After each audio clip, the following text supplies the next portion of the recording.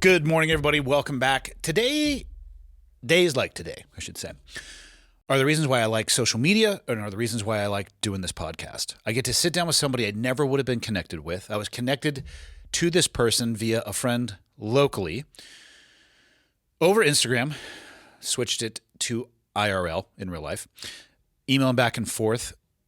Imagine wanting to get off the grid.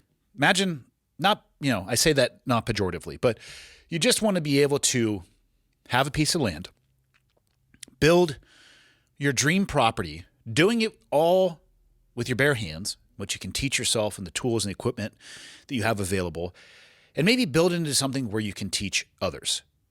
That, for me, is absolutely fascinating. And my guest today is Mark Bonnalie.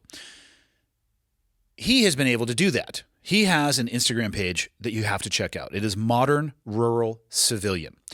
You want to talk about somebody documenting the highs and the lows, the trials and tribulations of trying to do exactly what I just described.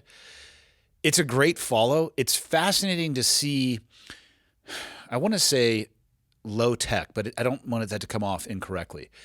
It's fascinating to see real world solutions or low tech solutions to modern problems. It doesn't always have to be electronics. It doesn't always have to be something that somebody else solved. One of the things I love about Mark is he shows and documents what it is he's building and how he solves these problems. So that's what we're going to be talking about today. Before we do that, give me a few seconds. Let me pay the bills. Here we go. Today's episode is brought to you by Black Rifle Coffee. Now, today we're going to be talking specifically about their new energy product. It's no wonder why you're walking around feeling like a low-T goblin, drinking those weak-ass, sugary energy drinks that taste like batteries. You need to try Black Rifle Energy. My friends over at Black Rifle Coffee have put together the best energy drink in America, made with 200 milligrams of naturally sourced caffeine, low calories, and absolutely zero sugar. Seriously, go to their website right now and try them out. Right now, they've got 4 delicious flavors: Project Mango, Ranger Berry, Freedom Punch, and White Frost. Aside from the incredible coffee and energy drinks, Black Rifle Coffee's founding mission is to build a support network for veterans, first responders, and law enforcement. Every purchase you make with Black Rifle Coffee helps them get funding and equipment to those on our nation's front lines. Black Rifle sources exotic roasts from award-winning farms all over the world, and they have a wide variety of ground coffee, whole cups, K-cups, and ready-to-drink coffee if you like your coffee on the go. The roasts usually have a military tie-in to celebrate veteran culture as well.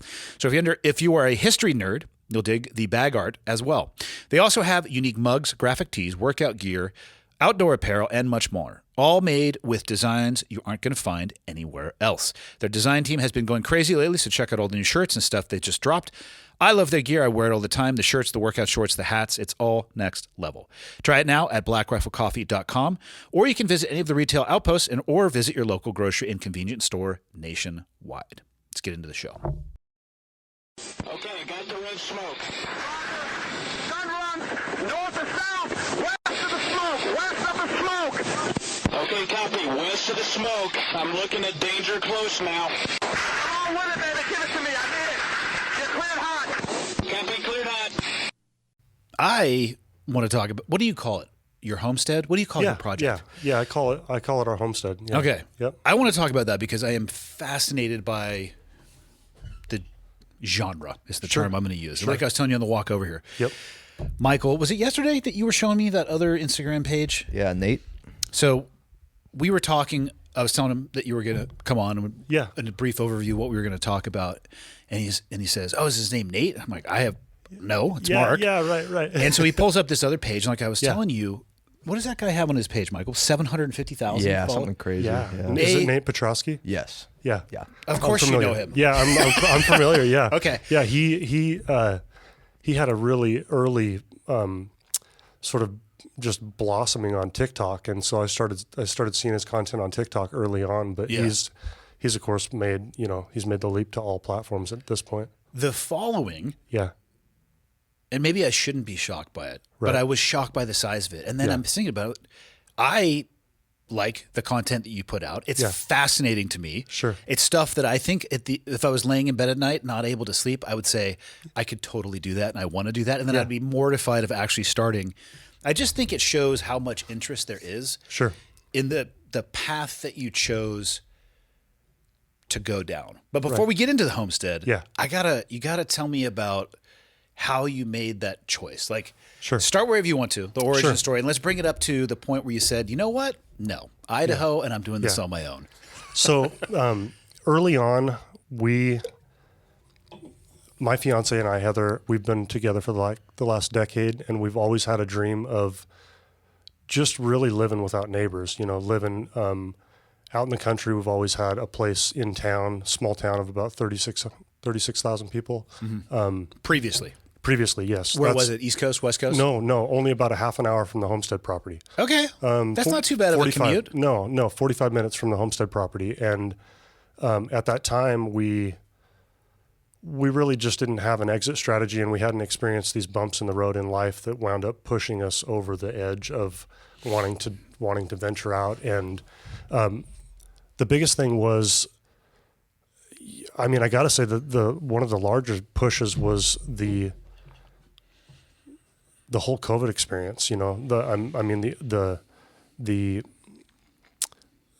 weren't in a position that we were fully locked down or restricted like a lot of the people that you would read about or see. Montana was very similar as far as places to ride out that particular pandemic. I bet Idaho was probably the same. For the first couple of weeks, people were taking it seriously. Right. One of my most distinct memories was, there's a couple. One, the main street that we just walked across. Yes. In the middle of the day, standing in it, looking in both directions. Yeah. And the only thing missing was a tumbleweed, which did not occur. I would add that to that story, but trying to maintain a relationship with the truth. Yeah. And driving, we stayed out at our lake house, or a house near a lake. It's not on the lake. Sure. And there were road signs Right. that, electronic ones, stay safe, stay home. Stay put. Right. Yeah. Those are probably the most two distinct memories. And those, I would say that was 4 to 6 weeks. Right. And then after that, people was like Got a little bit peeking their head up a little bit, like gophers. Like, what's going on here? What's going on there? And I'd say about, what do you think, Michael, 4 months into it? I'm not going to say we were back doing jiu-jitsu, but I'm not going to say we weren't. Right. Yeah. No kidding. No, I felt really fortunate how we did maintain a sense of movement and freedom throughout that whole process. And Idaho was, I think was just like you're describing. Yeah. Not overly. But once again, we saw our recreation areas, shut down with an orange sign that was like, look, don't go to this hot spring. Don't go to this. Don't go do this thing that you're normally doing that doesn't involve any people at all. And is outdoors. Yeah, and it's outdoors. I mean, ridiculous. So, on top of just supply chain, and I'm in the world of preparedness and prioritizing self-sufficient living. I don't step into the doom and gloom side of anything. I'm a super positive guy, but just the thought that you couldn't go to the grocery store and get your typical amenities was becoming a reality that we had never witnessed in our lifetime. So, Heather, she is big on, she's always been big on gardening and self-sufficient food production and food preservation and things like that. So her, part of her dream, whether any of that would have played a part in our life, but would have been with the rural acreage to step into this more self-sufficient life of creating our own nourishment through, our own food and our own, just stepping away from the supply chain a little bit. And Gardening's a tough one up here. Yeah, it's These short northern season. latitudes. Yeah. My wife, no pun intended, jumped both feet into the gardening bucket a few years ago, literally using buckets to try to grow some tomatoes. Yeah. The deer got to them first. Right. And I believe we, and I'm not joking when I say this, might have been able to fill up a small soup bowl with our bountiful harvest. Yeah. And that was the last time she tried that. She was very underwhelmed by the amount that was produced, Right. and upset by how difficult it was. But she also wouldn't let me shoot the deer. So I feel like I presented to her realistic, tangible solutions that she would not allow me to partake in. Dang it, man. Well, it's But it's tough. I mean, you're talking, the summer months are amazing because the sun doesn't go down. Right. But if you're in the same latitudes we are here, I mean, we're past the solstice now, but 6 hours of sunlight a day if you're lucky. Yeah, right. No, I know exactly. This is the hard time of year for me. Yeah. And many people. It's difficult. I try not to ever make a sob story out of it, but my life changes from, daylight till dark, hands dirty, making progress on projects, passionate projects that are, I get wrapped up in the creativity of just the projects alone, but what comes to light after, the project almost being complete is this wasn't just a beautifying sort of land addition to our homestead property. This is going to change our life and our way of living once this is finished, whether it be creating the water system, creating a garden, or creating a root cellar, to store the food. I sort of get tunnel vision on just the creative process of the project alone, and it doesn't hit me until sort of the final chapters of creating it that, wow, this is gonna make life easier. This whole thing is going to make life easier. But yeah, back to the journey of getting to the point of taking the leap to start this was a big part of it was the real estate boom that happened with everybody trying to bounce around the country during the initial COVID stage. Yeah. Go back in time for me a little bit. What were you doing occupationally? Were you born and raised in Idaho? Okay. Yep. So born and raised in small town Idaho. A little logging community called Orofino that's down like Clearwater country. Earlier on in life, I just lived a pretty rural upbringing. It wasn't like a farm life or anything like that. The biggest industry in my little small town is logging. So both sides, my mom and my dad's family, logging or in the woods, to make a living. And with that mentality, probably lots of different industries like that, but you just get a lot of strong mindsets of making do with what you've got and making the job happen with as little or as much resources as you've got available to you. So, all my uncles, fabricators and just accomplishing pretty crazy feats with bare minimum, type I think resources. The technical term is redneck ingenuity. Yeah, absolutely. Yeah, there you go. Yeah. I am not sure that would appear in the dictionary, but I think people know what I'm saying. That's 100% accurate, right? So small town upbringing. I'm real fortunate for the. I didn't put a lot into mechanical. I feel guilty saying gifted with mechanical abilities, but I just I did have. My dad was always fixing everything that broke around our place. So I was never around, I was never groomed in a scenario where you just call the contractor, you call the dude to come in and make it right.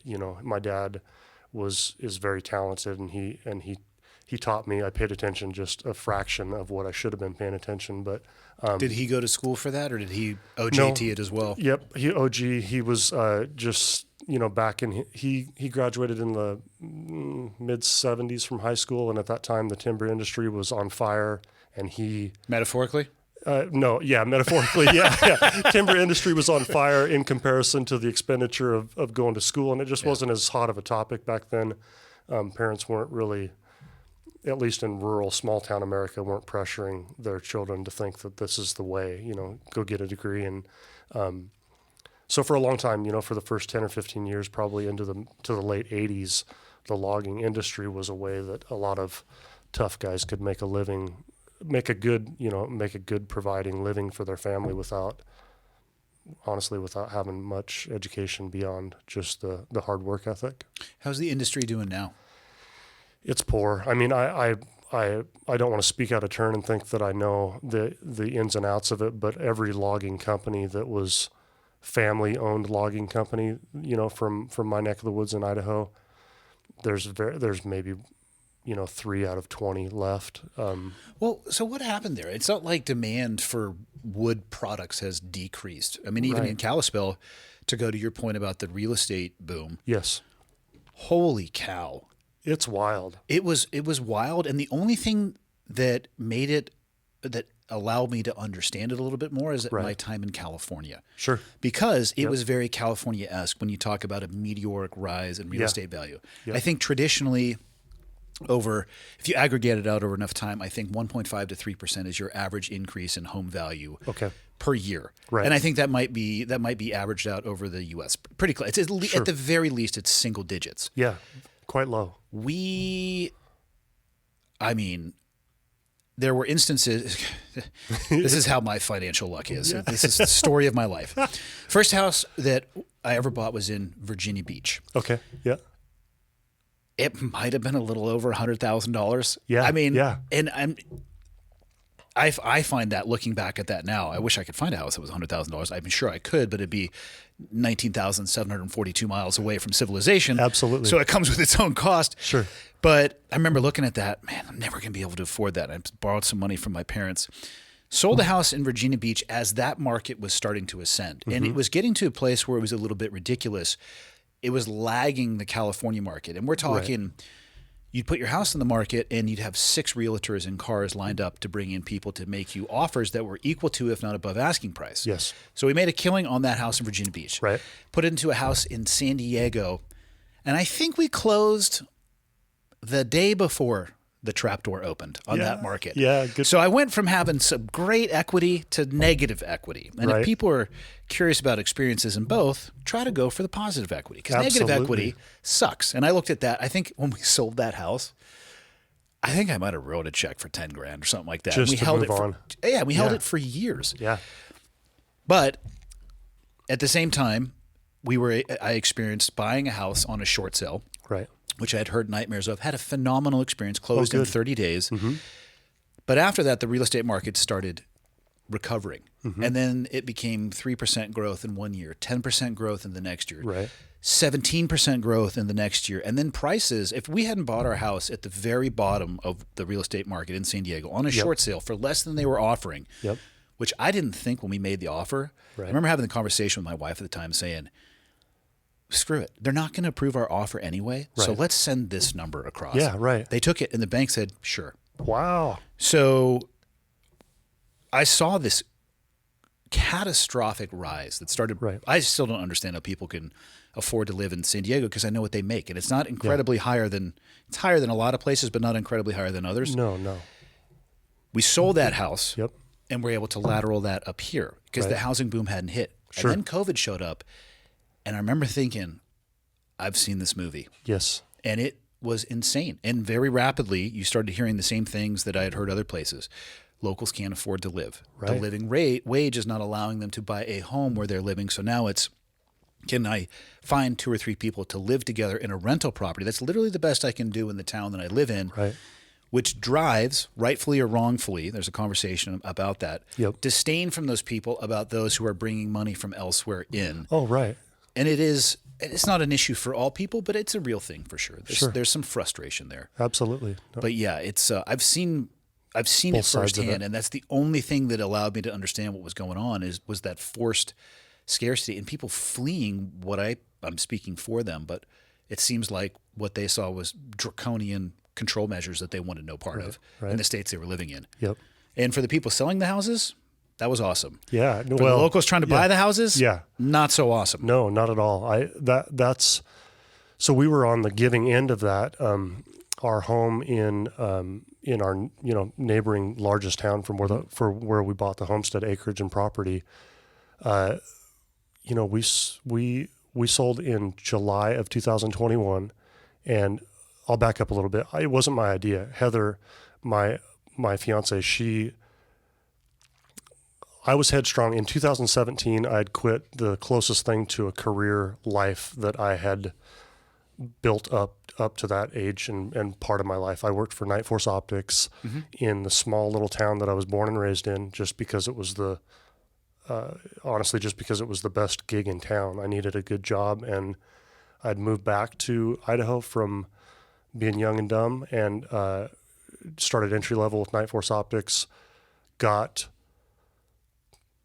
to be passionate about the shooting sports industry and got to be passionate about the product that we were building. And with that passion came success within the company. So before long, I had worked my way into a rather career-oriented position that I never saw coming. I didn't plan on having. And was now sort of making, once again, an uneducated. I didn't go to school. As naive as that sounds these days, I just didn't. I didn't either. It never made sense to me. I did go for a couple semesters, thinking that school was going to be the right choice for me, but it didn't. So I honestly kind of felt like I had painted myself into this salary corner of how am I ever gonna? I'm either gonna be here for a lifetime or, and I have a huge creative bug to scratch. Early on in young life, I thought I was gonna try to do something with artistic ability and What medium? always fine arts, whether it been drawing or painting, but the most unrealistic shit that you could imagine. I mean, nothing that had any ties to reality. I just thought I've always been heartstrong in my motivations in life, and so I just always thought, I can overcome people's reality gut checks, that I'm getting all the time about this is never good. What are you going to do with that? That's great. You're good at this, but how are you going to make a living with that? Night Force Optics, I got to the point in 2017, when I started with them, it was a really small family oriented company. It's still a very, I would say still on the scale that they're at, it's still probably a family oriented style company, but the relativeness of that term changed throughout the growth. And when I left there in 2017, it was really kind of like a sort of a survival move for my creativity. I had a lot of fantastic opportunities through the company and so much growth, but it was also becoming more of a cubicle and computer focused day compared to like such a well-rounded day that with people filling multiple roles within the company. Mm-hmm. So anyway, it is, as weak as this might sound, I could feel it plaguing me. The direction the company was going and sort of where my ceiling had landed me, which was much higher than I thought was, that I would ever rise to, but also, I wasn't able to contribute to the creative direction of the company. The creative bug was something I was always, wanting to and needing to fulfill within my own, just within my own happiness. So in 2017, this is going to sound crazy, but I had this passion for. I have always had a passion for old vehicles, just classic Americana in all senses of that term. And in 2017, I was really looking for okay, what can I branch out? If I do quit this job, what can I do on my own by myself or start in that manner, and begin to make a business out of this. And I've always been into, sort of small space living, tiny homes, and little at that time a little bit of we grew up camping my whole life as a recreation in my family, but vintage Airstream travel trailers. Those things are badass. I mean, it might sound crazy to part of your to your audience. A lot of people don't even know what the hell I'm talking about. This is worth a Google image search, Michael. This is actually something I can see you towing behind your Prius. Those silver things? Yeah. Yes, technically you are correct. It is one of those silver things. But those silver Twinkie things. They look cool. Oh, they're incredible. Yes. What's not incredible is how much they cost. Oh, they're insane, especially the new ones. Well, they didn't used to be insane. It's like anything. When it catches the eye of the consumer and they start going like wildfire, the price just gets on a hockey stick. It's wild. So we owned one. We owned like a 1966 26-footer, and I was always attracted to the early, more simple Look that one versions up, of these. Michael. 1966 Airstream. Yeah. Because look at that one in the middle and the bottom. That's definitely a new iteration. Absolutely. That deviates from the I mean, I get the same colorways and stuff like that, but yes, the lineage stayed the same, but the classic vibe was it morphed over time, but these were space shuttles, man. Oh my God, they're so cool, and they began making them in the earliest Airstreams are probably the very late end of the 30s, all the way up to and so. Ours was a 66 that was Heather and I's personal trailer. Michael, add interior to that Google search. We have got to. Oh, it's so classic. Make sure it's, what would be the good surf? Yes. I want to make sure it was go original interior. That way because some of these people really, they take them down to the bones. Oh, for sure. Just put original. Yeah, interior. No, not original. Look what you've done, It Michael. knows what I mean. Isn't it funny actually how much it does know what you mean? Yeah. I stopped correcting my spelling all the time. Okay, let's see if we can. That's probably one right there. Yeah, that absolutely click is. That looks like original floor coverings and original furnishings. Yes. So, I mean, as we probably all grew up with that 70s show in mind, but we're even talking earlier than that, that 50s and 60s show. And so man, I mean, we were on vacation, soul searching. I was really getting fed up and hard to cope with just the doldrum of what I had found my life to be at that point. And how old were you at that point? I would have been, well, that was in I would have been late 30s. Okay. Yeah. I mean, it's not too young for a midlife crisis. No. I mean, I did what I could for a long time and I made the best of it, and I had, great, I don't ever want to, it was me, not them, is the point. I just had creative endeavors that I knew I was capable of, that I was not within the confines of the structure of the company, at least for me at that time, I just didn't have an outlet for them. So it sounds like you recognized that you were a square peg in a round hole, and not that they had tried to jam you into that. Yeah, but it just didn't fit well for you. I would rather have. It's not that I would rather. I feel like somebody recognizing that and making the choice for themselves to change trajectory is way healthier than recognizing that and staying in it because fill in the blank, whatever reason. Absolutely, yeah. And finances. I mean, I'm the first to tell you that we do. We're so self-sacrificing when it comes to our comfort zones, and our stepping out of that box is the hardest part. There's been so much happiness on the backside of the scariest decisions I've ever made. Yeah, same. And it's so I can't preach that enough to the general public when it comes to taking the leap to the thing that keeps scratching at your insides that you can't get rid of in the back of your mind. Oftentimes we will write that off for 20 plus years, or pretty soon life's passed us by, and we didn't pursue that, just like you and I talked on the walk over here. And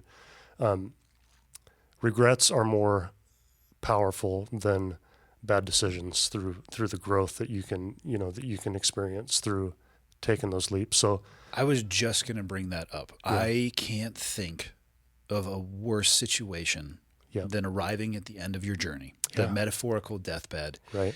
And the feeling that you are consumed. You're going to probably be scared and fearful, right? Because it's you're transiting back into the multiverse or whatever the hell we're living in. Yep. And but being full of regret of things you wish you had done, experiences that you wish that you had had, and your body is just no longer capable of doing that.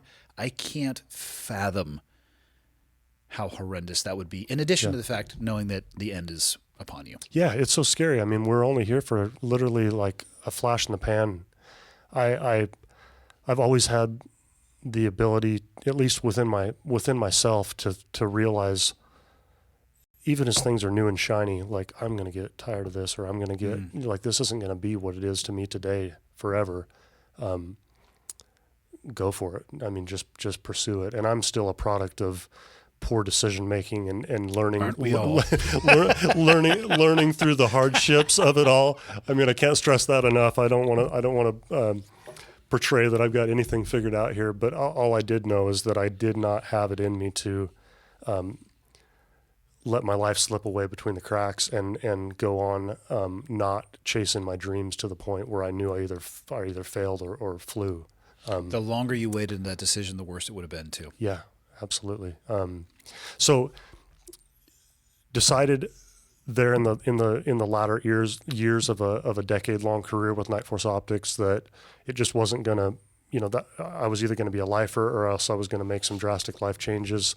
Started the Vintage Airstream, what I thought was gonna be a restoration company. I've always liked building creative projects, whether it be old classic pickup trucks, or we personally owned that 66 Airstream trailer. And I knew from a business and marketing standpoint, I knew that there was a cult following around these old time trailers. And I also, through my own personal passion for them, had realized I've seen, maybe not hundreds of these things out in the sticks, like on these old country drives. Oh, they're out there though. Yeah, they were my neck of the woods in the northwest of the country, in north central Idaho.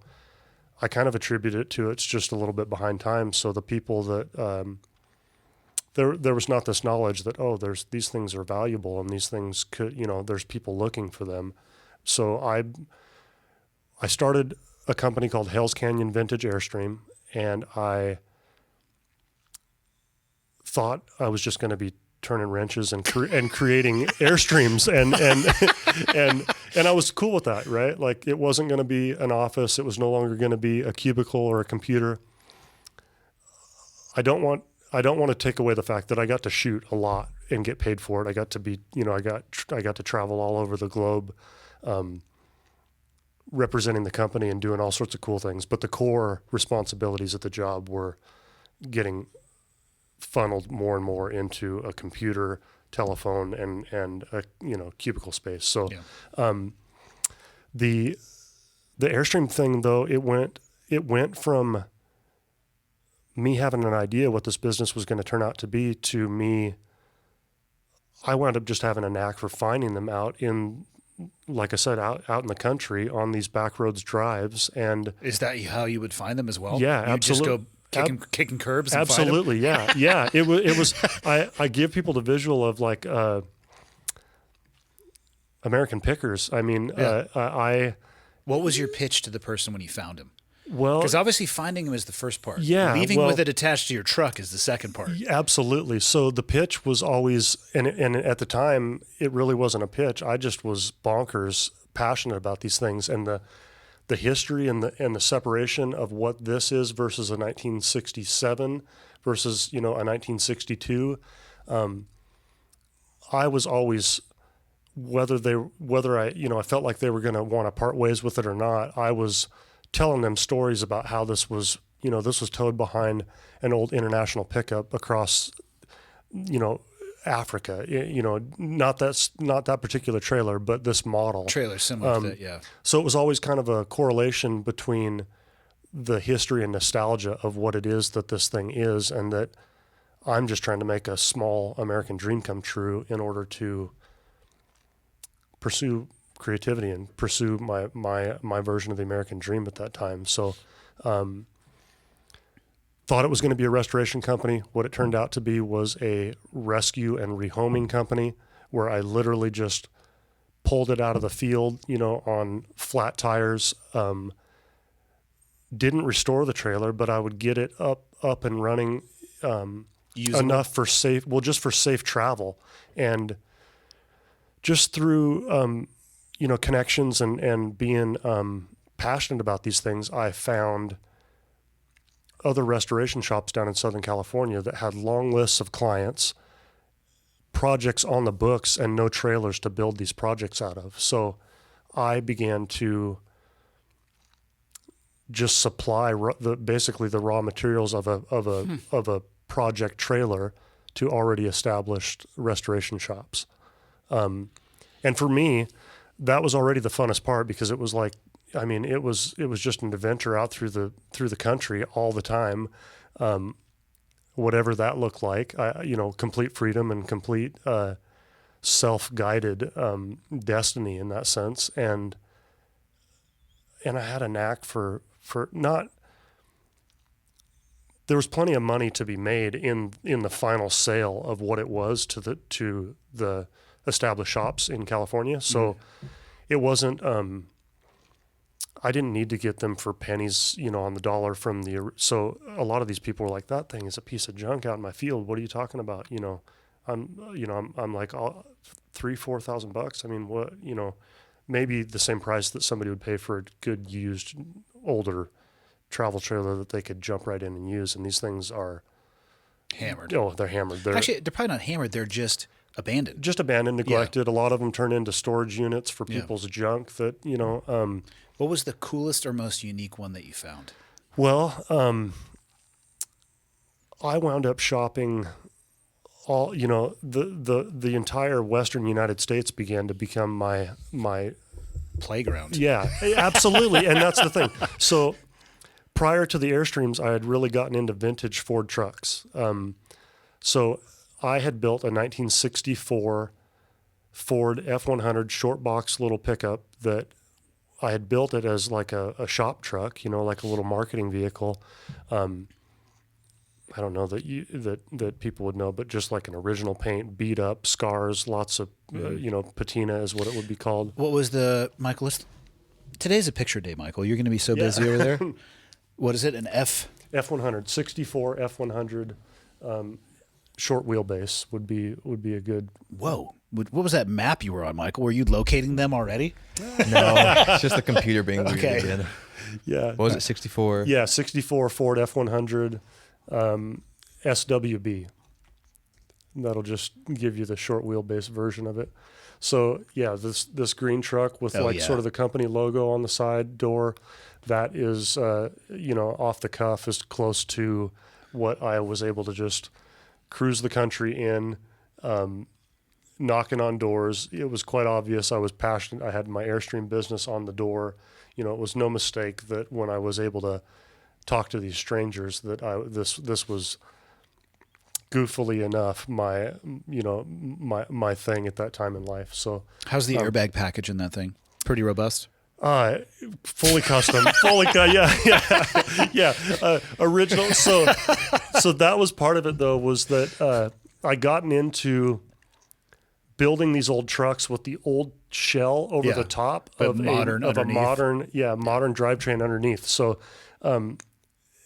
as much as you would never know it from the outside looking in, but it had like a 2007 Ford Police Interceptor chassis underneath the whole thing. The wheelbase is identical. The body literally just... So anyway, passionate about the trucks, passionate about the thought that I get to...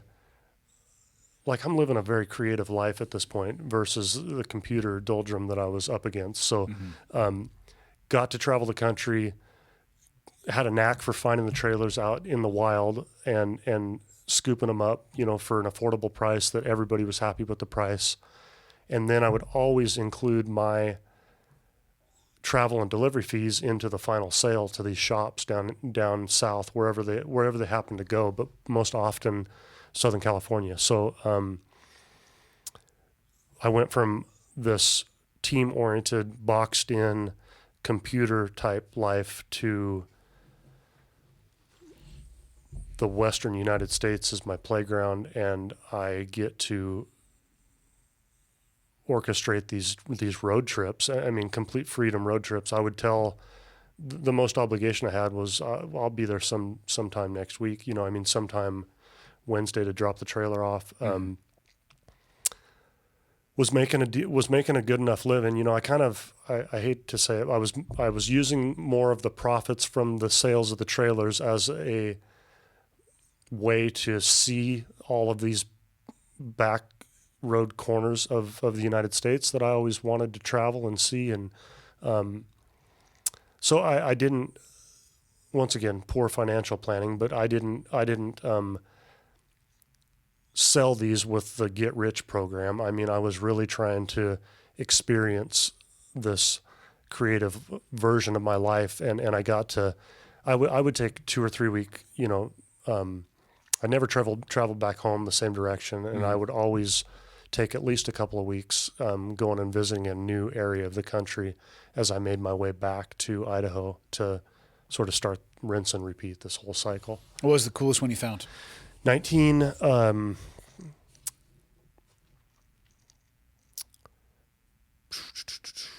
want to say 1952 Silver Streak.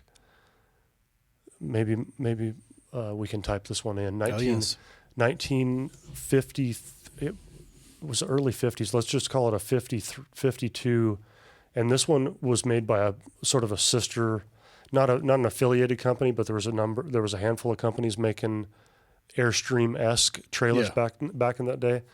Silver Streak, Alien Eyes. What? Yeah. I like this one already. Yeah. Whoa. So yeah, the front and rear windows. See that looks like a mask. it's incredible.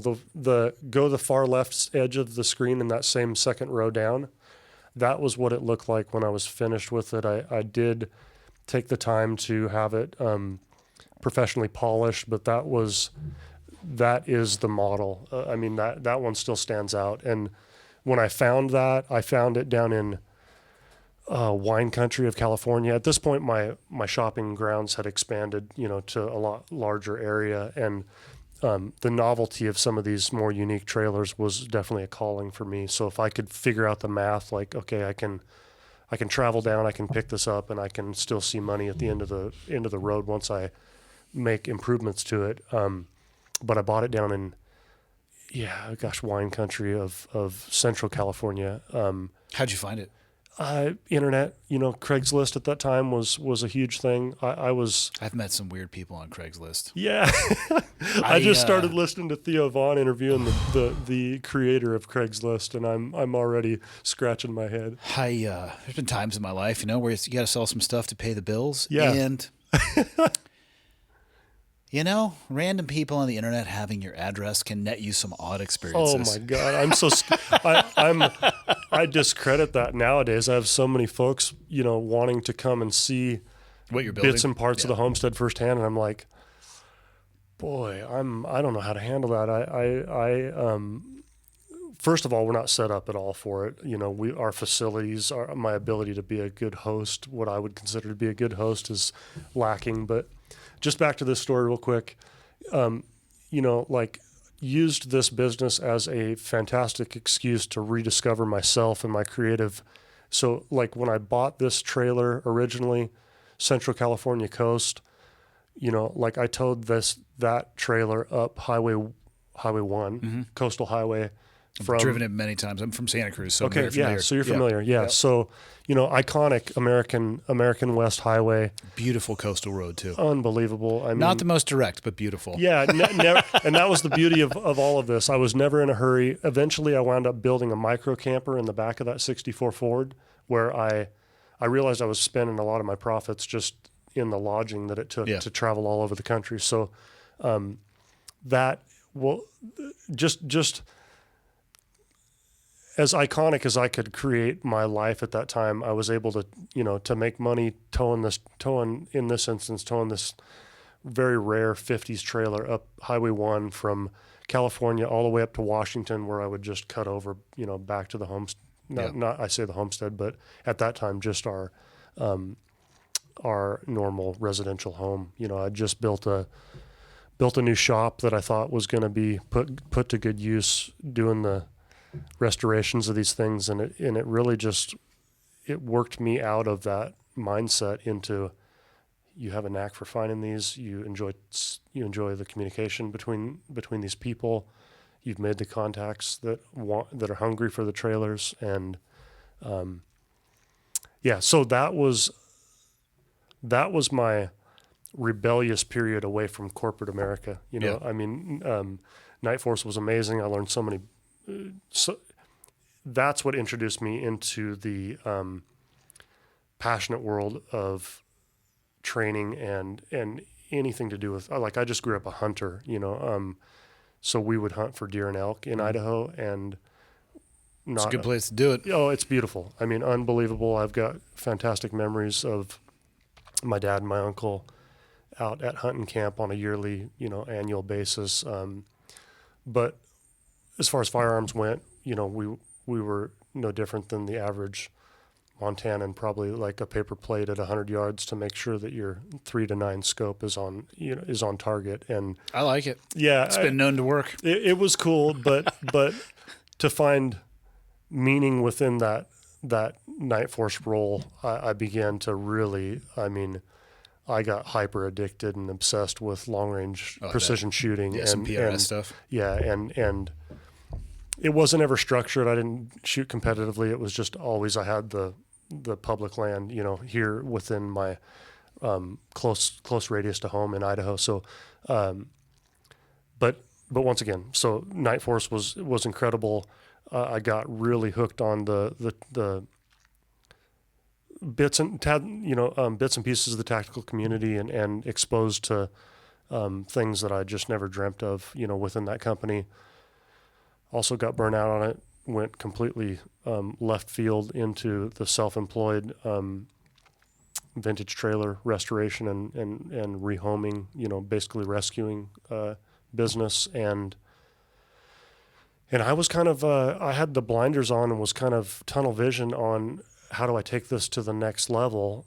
I had just built a new shop in the back sort of area of our residential home. We sold nothing fancy, but like a 2,700 square foot, home that we'd put a lot of work into making it pretty and making it comfortable for us in town.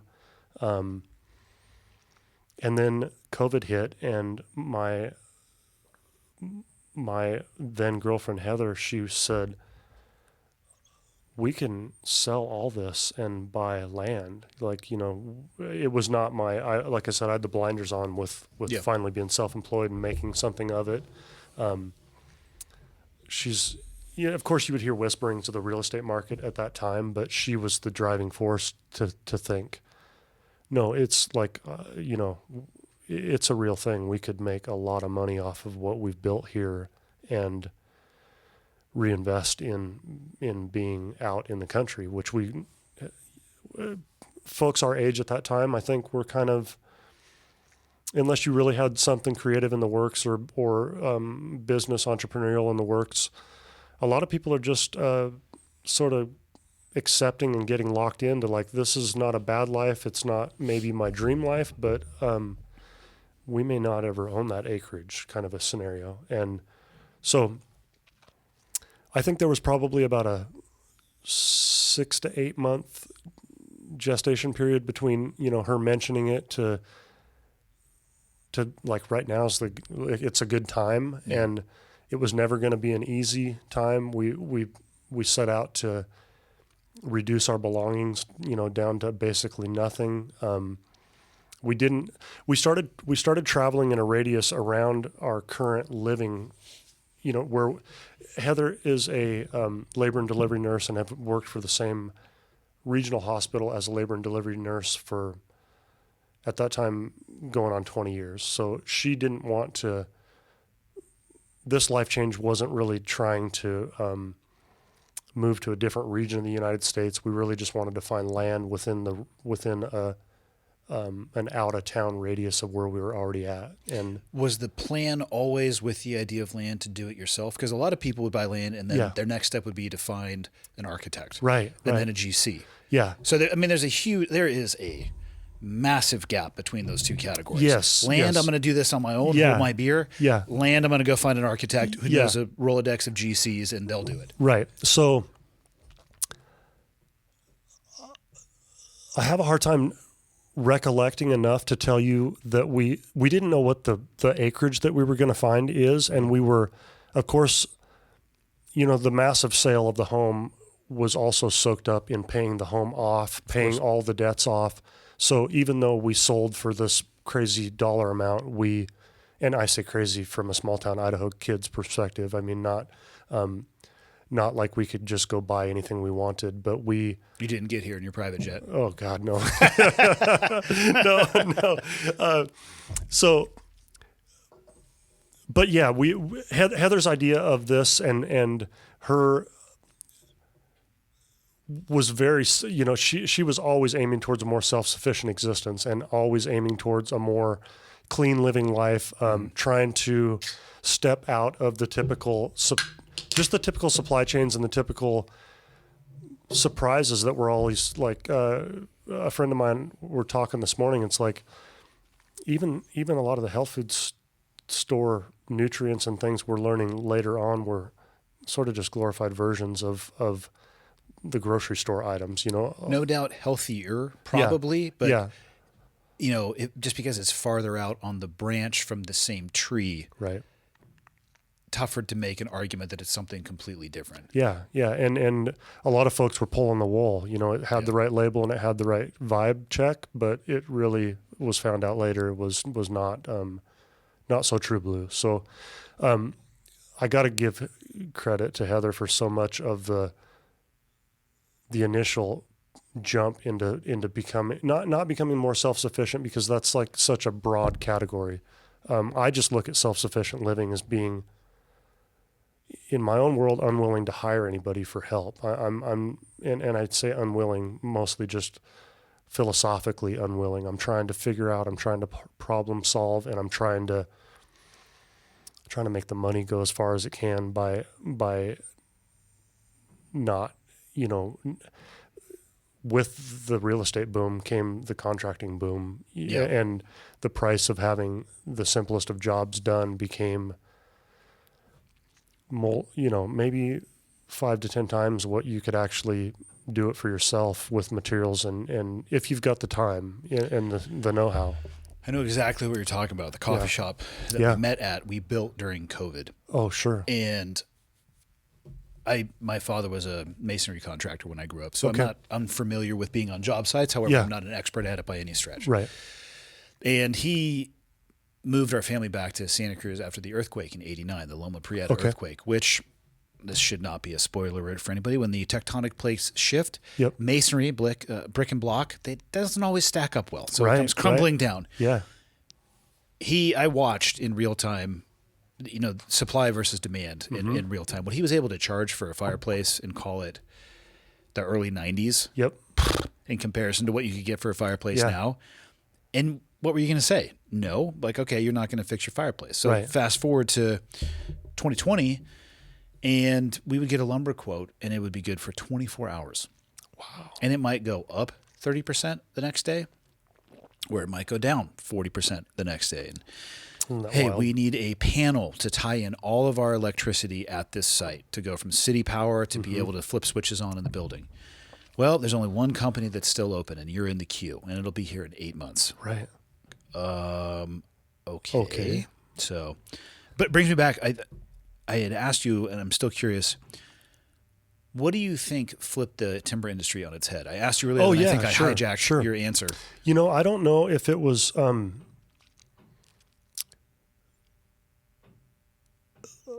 I don't know, because I think it's so disconnected, and I've tried to, because I come from this background, I've always wanted to have a deeper understanding of that industry. I will say right off the cuff that my dad, and mainly my dad, because he's worked in the woods his whole life and has been through the roller coaster of the high times and the low times of that industry, he was always like, run as far as you can. Like, don't, do something different than this. I've personally lost 2 uncles that I can just immediately think of, lost their lives in the woods, falling trees and or hauling logs. So, from my dad's perspective, just trying to look out for his son, he was like, this is dangerous. It's, the money's not there any longer. But honestly, Andy, I don't know there's huge timber conglomerates in north central Idaho, and maybe they're more widespread than I'm aware, but like Potlatch Timber Company is one of them. And my interpretation of those organizations is a lot of board members making decisions for these land holdings that don't live in the area and don't get to sort of see the end result of.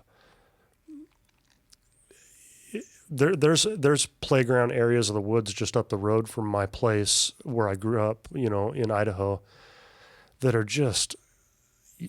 I'm not a tree hugger by any means, but they're just raped, to say, like, it's ugly. Yep. I mean, I'm not the first person that's highly educated on the regrowth and I know that it's a renewable industry and I'm not being judgmental of that, but I don't know why the industry went under. I just know that the small guys and the people that made the industry go round when it comes to actually harvesting the wood out of the woods and hauling it back into the mills, and possibly even the mills themselves as well.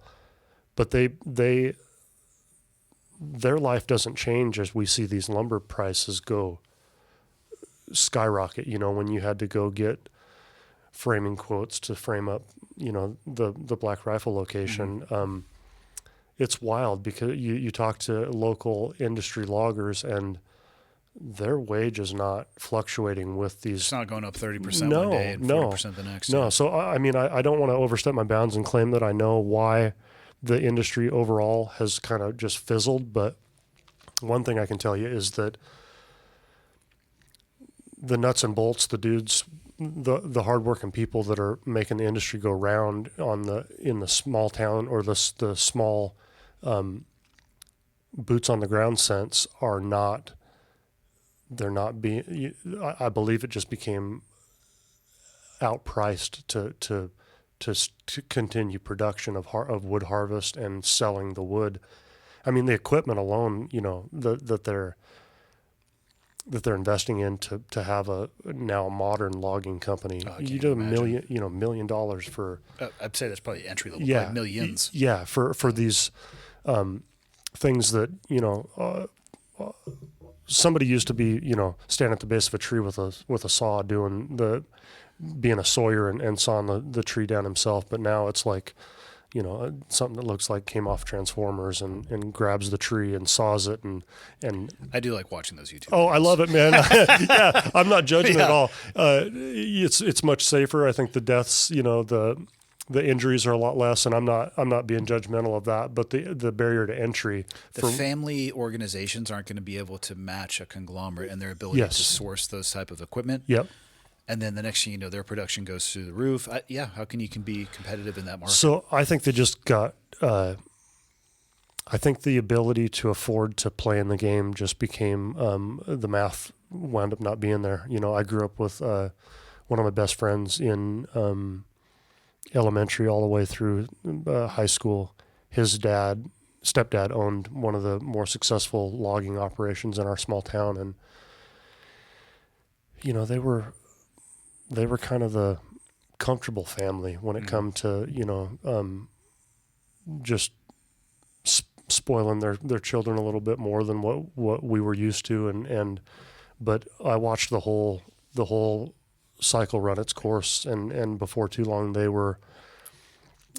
luckily they had invested in properties and other things like that, but by the end of it they sold off almost everything in order to try to maintain the logging business. And so once again, I don't know the technical reasons why it all failed, but really just I think everybody got outpriced, and the payoff for what the work they were doing and the lumber that they were bringing out of the woods wasn't paying the bills. Yeah.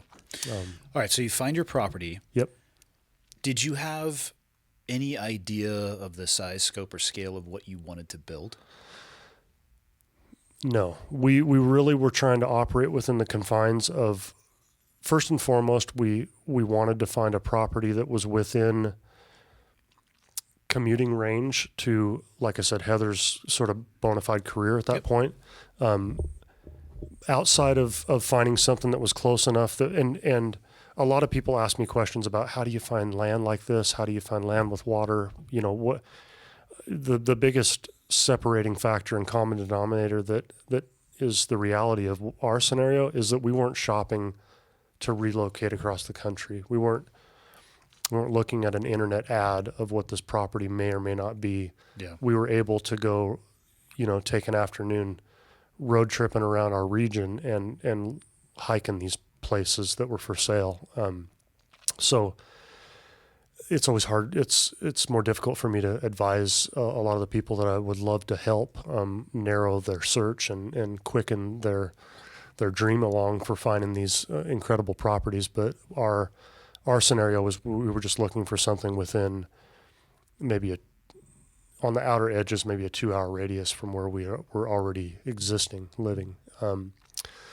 But we did not know the scale. We first of all wanted to find the property that made sense, and we live in sort of a mix of landscape and terrain, anywhere from agricultural farm, field land to just upriver where I was born and raised, much more timber and steep mountain, not mountainous in the high peaks mountainous sense, but much more canyons and rivers and timber. So we didn't want barren, open farm land necessarily. We were always attracted to the sparse timbered areas within those within that landscape. But Today's episode is brought to you by Fabric by Gerber Life. We're going to be talking about term life insurance, which is a topic that I did not think about very much when I was younger.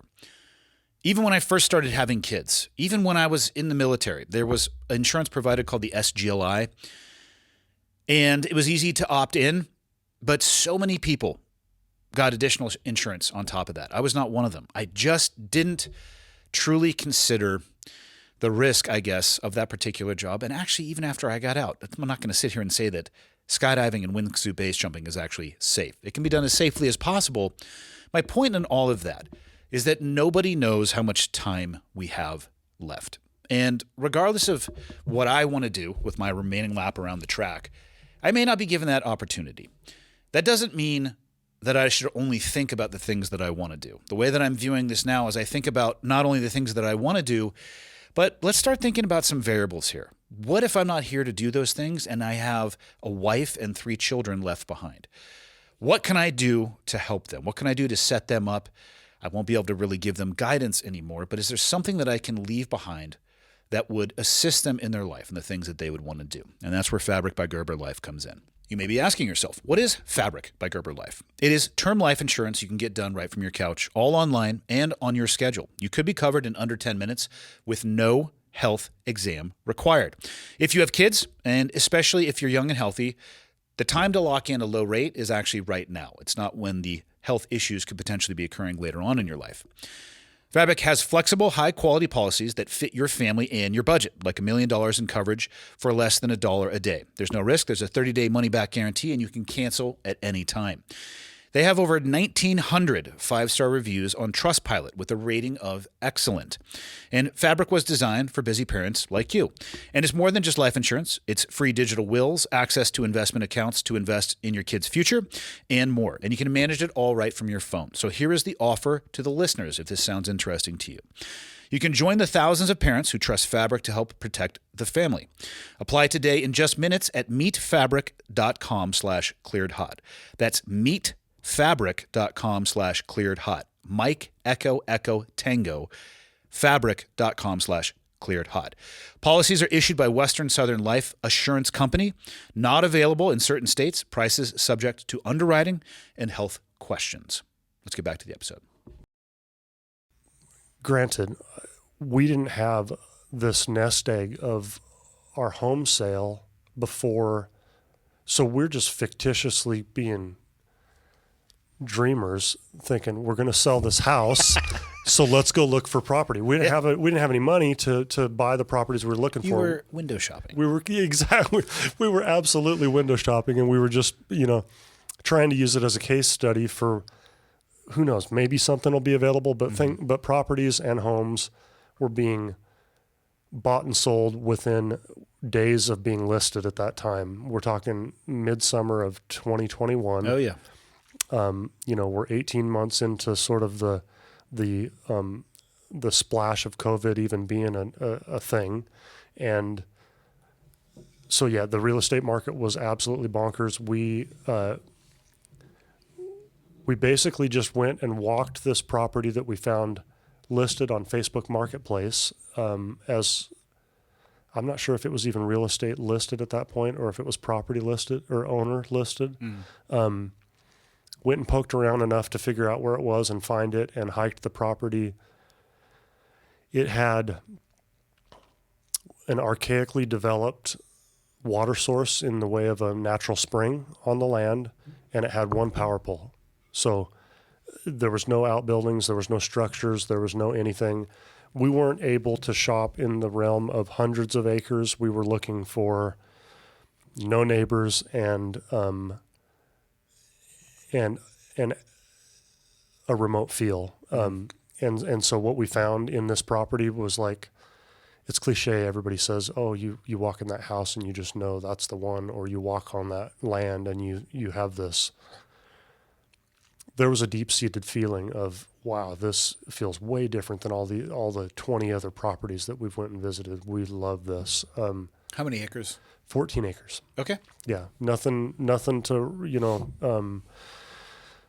nothing to write a book about when it comes to land ownership in the grand scheme of. Also nothing to turn your nose up at either. No, we're not being, we're so grateful for everything that the opportunities that have come about in this journey. But we weren't really shopping. We were shopping for bare land, and we were planning on doing it ourselves. We didn't know the magnitude of what that would look like or what that meant at the time. I knew I was capable. I was building small living structures in the way of these vintage trailers,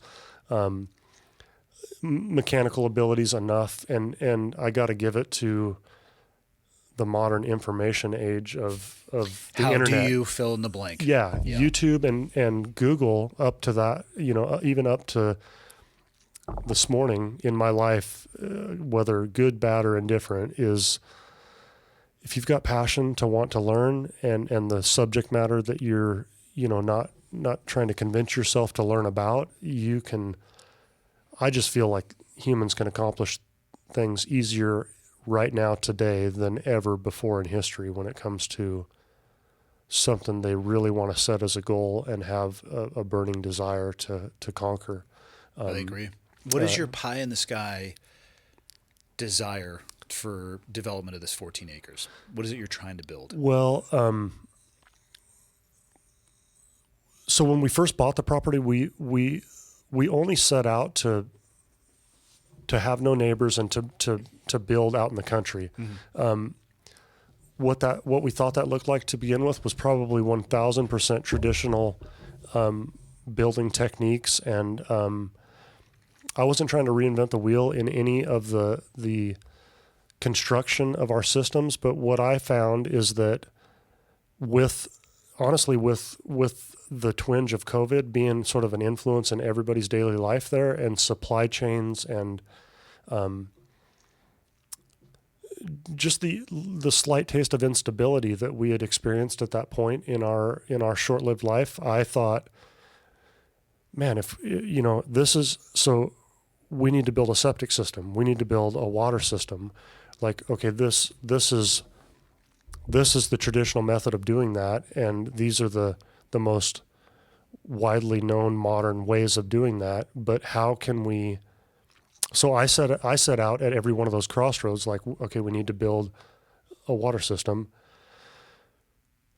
We have grid power on the property. We don't have real like spread out access to that grid power, but I have the option to build, just a traditional home in the country, I guess is what I'm trying to paint a picture of. But every time I came to that crossroads, I thought, well, how can I investigate and build some sort of a backup plan into this modern standardized version of a well pump and a pump pressurized water system.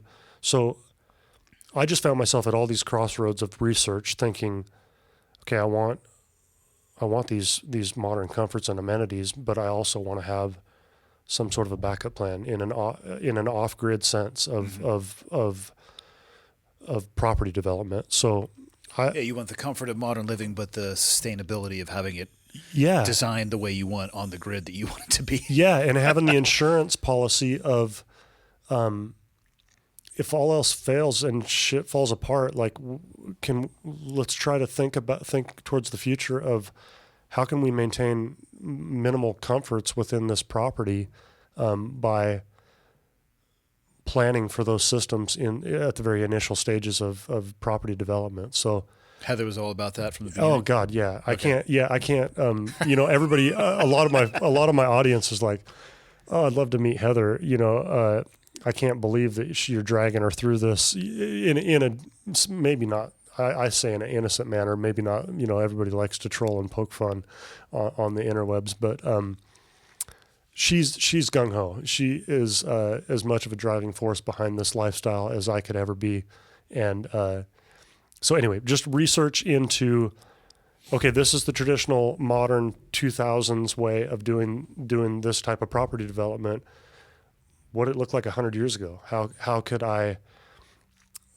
how could we investigate a backup plan for this traditional system? And so when you say pie in the sky, what started out as just like, we just want to live in a nice farmhouse in the country that we built ourselves, not necessarily thinking fully off grid or maybe not even considering trying to do something off grid at all, has turned into these small challenges that have fed my creativity and honestly fed my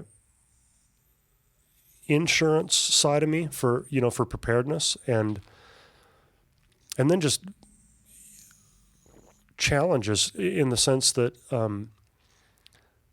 what I set out to have, okay, I use the water system as a common example, but a 220 volt water pump operated water, rural water system, but now I want this off-grid backup plan. The off-grid research and property development became so successful through my obsessions, and nothing more, honestly.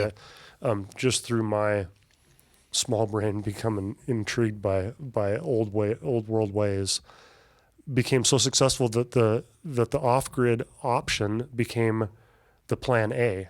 And so now we're looking at, installing power to these areas of the property as like fire suppression. If I need to move a shitload of water all at one time, in the case of emergency, but the more simplistic off-grid versions of these systems have become so successful without my knowledge of that even being a possibility, that I'm now really sort of hooked on the challenge and hooked on the drive to, and I've got a little bit of accomplish in my back pocket at this point, thinking you can do things that you never dreamt. You can maintain your quality of life. You can maintain your quality of living through these simple systems that, and in a way, it's combining philosophy from 100 years ago with the tweaks of the little modern products that we have available through technology, and not that they're technological products, but everything's been improved upon. So whether it be sprinkler heads that can run off of low PSI water pressure, those weren't available 100 years ago, but now by running a gravity powered water system and having these new modern little tools in the way of irrigation sprinkler heads, you're able to accomplish these things that really haven't been possible up until present day. 100 years ago, their brains would have exploded if you had pitched them that concept. Yeah, I know, right? Yeah, it's so true. You mentioned your audience. Yeah. When did you start bringing people along on this journey? Because your audience is huge. Sure. Did it grow rapidly, slow over time? And I bet almost immediately, correct me if I'm wrong, people started reaching out saying, how are you doing this? Yeah. Because this is what I want to do too. Yes, absolutely. It's humbling because we've always been just far enough ahead of the curve in general population, wanting to make these life changes, that I never saw it as anything special. I didn't think that I was. It was just your life. You lived your life. It was just the natural progression of our story. It wasn't. But I started taking a note to social media and the possible importance of a social media presence and sharing your journey and documenting your journey. Really, like I always get this little twinkle in my eye about if everything is as stable as it is now today, 60 years down the road, I think it'll be really cool for my grandchildren to be able to flip on a channel and see how this property came about, so documenting the journey has always been a core thought in me, wanting to share these projects and things. But I started sharing on social media back when I was doing the vintage trailers. Really just wanted to show this sort of, once again, niche interest that you can turn into an entrepreneurial lifestyle and buy back some of your freedom, buy back some of your own choosing of the direction that your life goes on your own. And I didn't have any preconceived thoughts that it could ever turn into what it is now. I mean, it's once again, just humbling, but was there a time where it just levered and accelerated yes, rapidly?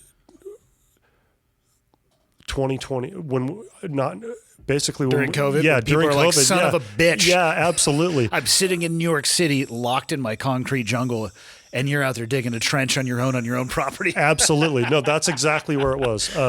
I get it. 2021 is when we bought the property. We immediately sold everything that we own. I just got to touch on this before we move forward, but we listed our house. We sold it in 4 days, cash offer. That's what I'm talking about. 4 days. We knew that was going to happen, or at least we knew that it was a high percentage chance.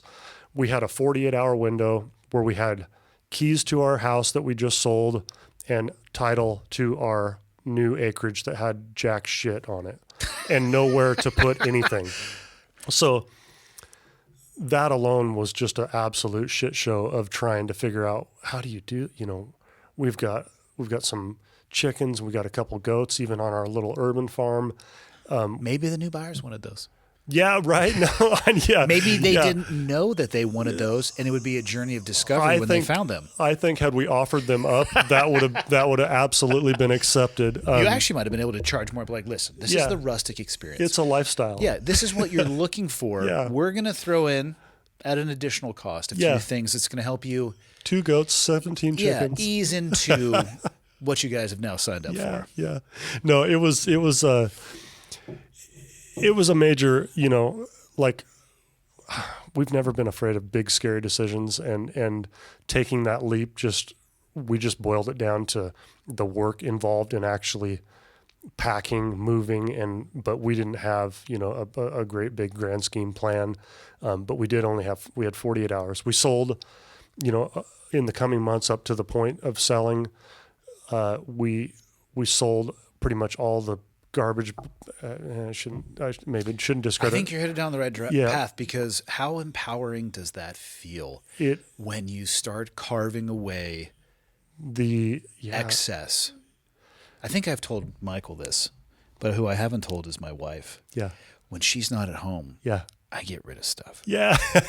And she doesn't really listen to the podcast, so I think we're safe. Michael, I'll kill you if you tell her. Because this strategy has been working well for me. Absolutely. You know how many things she's noticed? Yeah. Not a fucking one. Not a single one of them. It's true, man. Now, having said that, yeah, I'm being strategic. Yes. I'll look in the boxes that are in the back first. I'll clean that sucker out there, and then eventually you can move the box away. Yeah. I don't mess with like her stuff. Right. Storage. But I mess with some of the other stuff. Oh, I don't blame you, man. I think everybody could take some serious advice to heart from that. And the most powerful philosopher of our time, also known as Bradley Pitt, said in the documentary movie Fight Club, a line that is incredibly true. Yeah. The things that you own end up owning you. Absolutely. And man, it feels good. It mortifies Leah probably twice a year. Yeah. I will get rid of almost every T-shirt that I own. Right. I cannot stop people from sending me T-shirts. I know. Yeah. It is not a matter of me not having something to wear out of the house. Right. She is more. I mean, and I love some of the shirts. Like I wear my friends. Oh, absolutely. I wear my friends' stuff. Yeah. And even I can't stop them from sending me their stuff. There's not enough days in the week or month or year for me to wear the shirts. Right. For everybody who sends me stuff, thank you so much. I am incredibly grateful. I'm not going to keep it forever. Absolutely. That nerds her out. Yeah. It does not nerd me out. Yeah. That's awesome. Well, you're so true. I mean, being able to whittle down our lives into what really matters is a core element of maybe moving forward with a new state of mind, maybe moving forward with a new weight lifted off your shoulders. I was going to say, it can make you feel a little bit more weightless. Yes, absolutely. And all of these things are exercises of exercises that show you how much more you're capable of. I mean, initially it's just the necessity to not have this much shit to move, but the byproduct of that is I feel so much better without all this shit. You're more nimble too. Yeah, and I was able to part ways with it without it crushing me like I've always had the thought, like so it's all one it's cyclic, as you make these life changes, as you begin to simplify things, it feeds itself. At least it did for us. So we knew that we were just going to lease like a 20-foot shipping container, that we could have delivered to the couple of flat spots on the land. And so we really had that was all we had in the back of our mind. We bought an inexpensive old RV, like a motorhome. We had till midnight the night of the 48 hours to get the fuck out. And we ordered pizza and we jumped in this old shitty motorhome and we headed towards the new property. And we had moved everything out there. We just had these piles of our belongings tarped. Luckily it was in midsummer of a pretty nice climate where we live in the summer. So we later then got the shipping container delivered and placed but I mean, I had a whole shot, I kept all my tools. I kept everything that I knew that would, obvious things that would be required to rebuild our life. But it was a fraction of what we had and a fraction of the comfort of what we had. For the longest time we had, we had a propane powered shower, like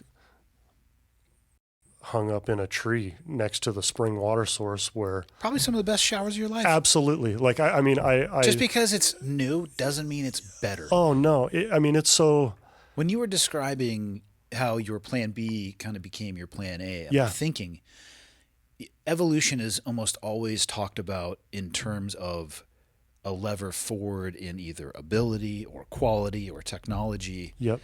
And sometimes that's just not the case. No. Yeah, I mean, sure. Can a propane shower be a little bit more complex to use? And is it as convenient as being able to pull your shower curtain across and have untapped hot water? Yeah. No.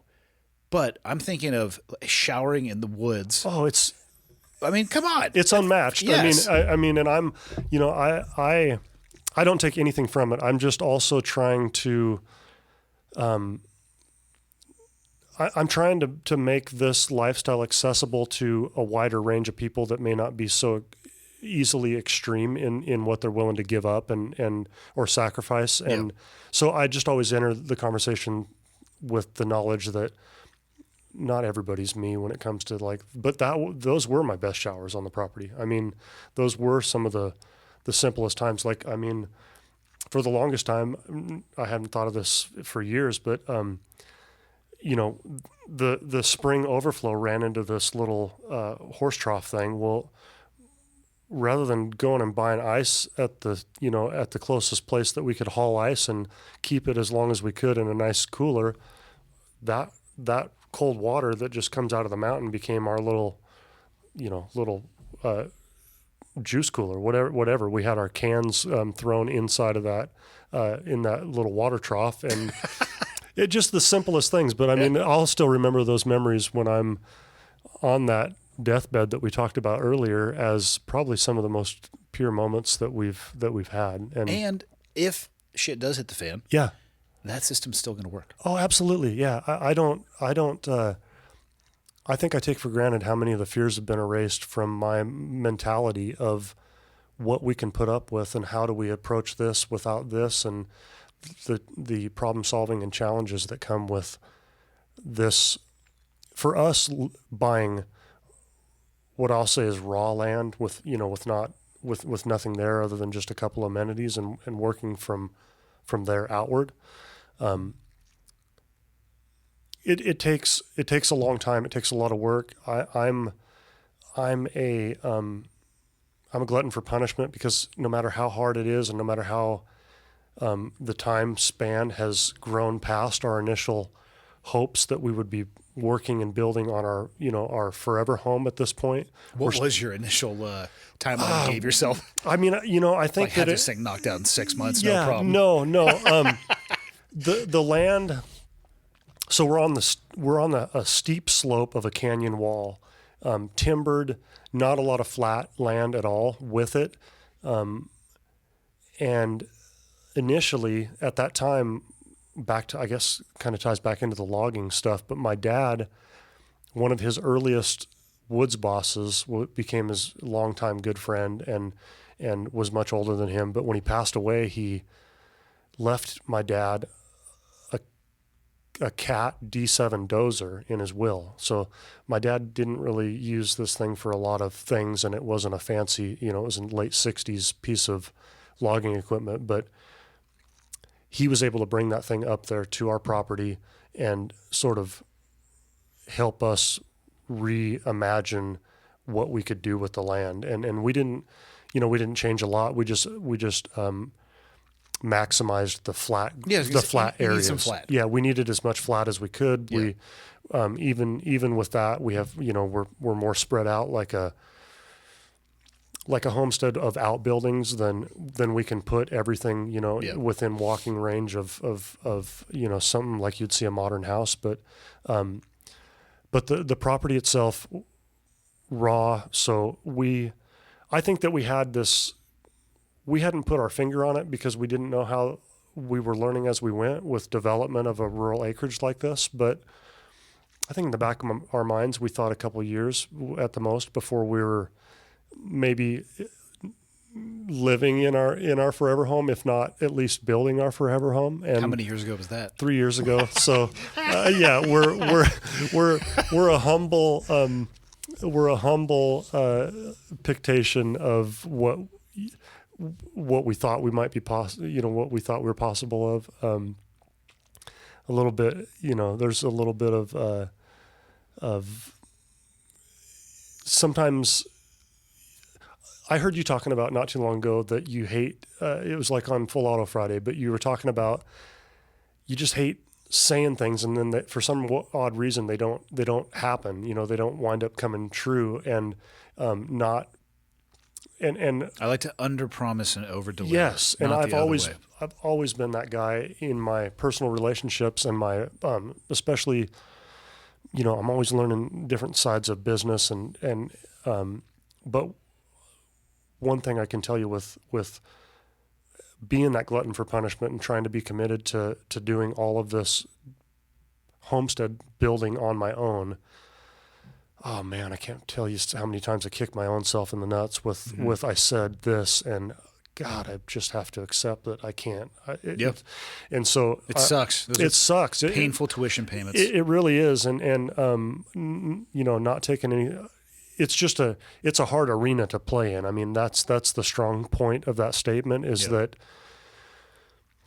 a guy can watch YouTube all you want on the consolidated process of building this thing and think and then sort of apply your own skill set to that activity. And Heather's real good about telling me at this point, like, I'm going to build that concrete pad and that little gazebo roof and this thing and it'll, it might take me a week, 2 weeks, and she's like, you fucking idiot.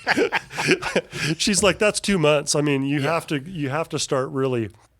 This is why we need high power women in our lives. Yeah, because men are idiots. Oh, we're and so we will unreal. tell you that we can do anything. Yeah. And let me tell you, we cannot. But we will tell you we can. I'm so confident every time. I'm not trying to pull the wool on anybody or flat out lie to anybody about even myself. I'm just overzealous with my ambition for what I know I can achieve and what I want to do with the reality of the research that goes along with the process. Like a lot of what I'm doing is all of what I'm doing is brand new to me. I didn't, I've worked every sort of job that you could strum up in a small town, some laboring, the peon for contractors, just all like a taste of all sorts of different industries. But I've never been a pro at any of this shit. Not even the slightest bit. So you got to be seeing at least a little bit now of some of the similar problems, because not that I'm about to say construction is construction, and I don't mean that in like the huge sense. Yes. But angles being level, things, yes. you're going to start to encounter similar issues, which I bet you'll be able to knock down. Absolutely. Like I'm already so grateful for, and that's one of the things that just feeds the monster in this whole journey is, if we stumbled across a pile of money tomorrow, I'm still not gonna skip from A to Z. I love this. Yeah. I love this process. It'll definitely make life easier to fund these projects a little bit more graciously, but I'm just not interested in the shortcut, and that's come with the accomplishment of, just like you say, pieces beginning to fall into place. Like, oh, I can do that. There's nothing I haven't been able to fix or make work, even with bare minimal raw materials. And our life might be under a microscope, less glamorous than a lot of folks out there that that can't grasp this concept of building a homestead or the homesteading lifestyle in general. But the wins are so important. I mean, they're so meaningful. So what do you have built out there so far? Yeah. Okay. So the biggest thing, water system, septic system. And when I say water system, I mean like distribution throughout, probably a 5-acre parcel of our land, all throughout, future outbuildings, future greenhouse. So basically, I've never had to think so far into the future of I don't want to redig this. What does this look like? I'll probably break some stuff if I have to do this again later down the road. Just the thought process that goes into what's going to be here, where's it going to sit. But water system, meaning underground distribution of the spring water that we've developed ourselves throughout a multi-acre parcel of our ground. That took a year and a half to complete, like just this last spring.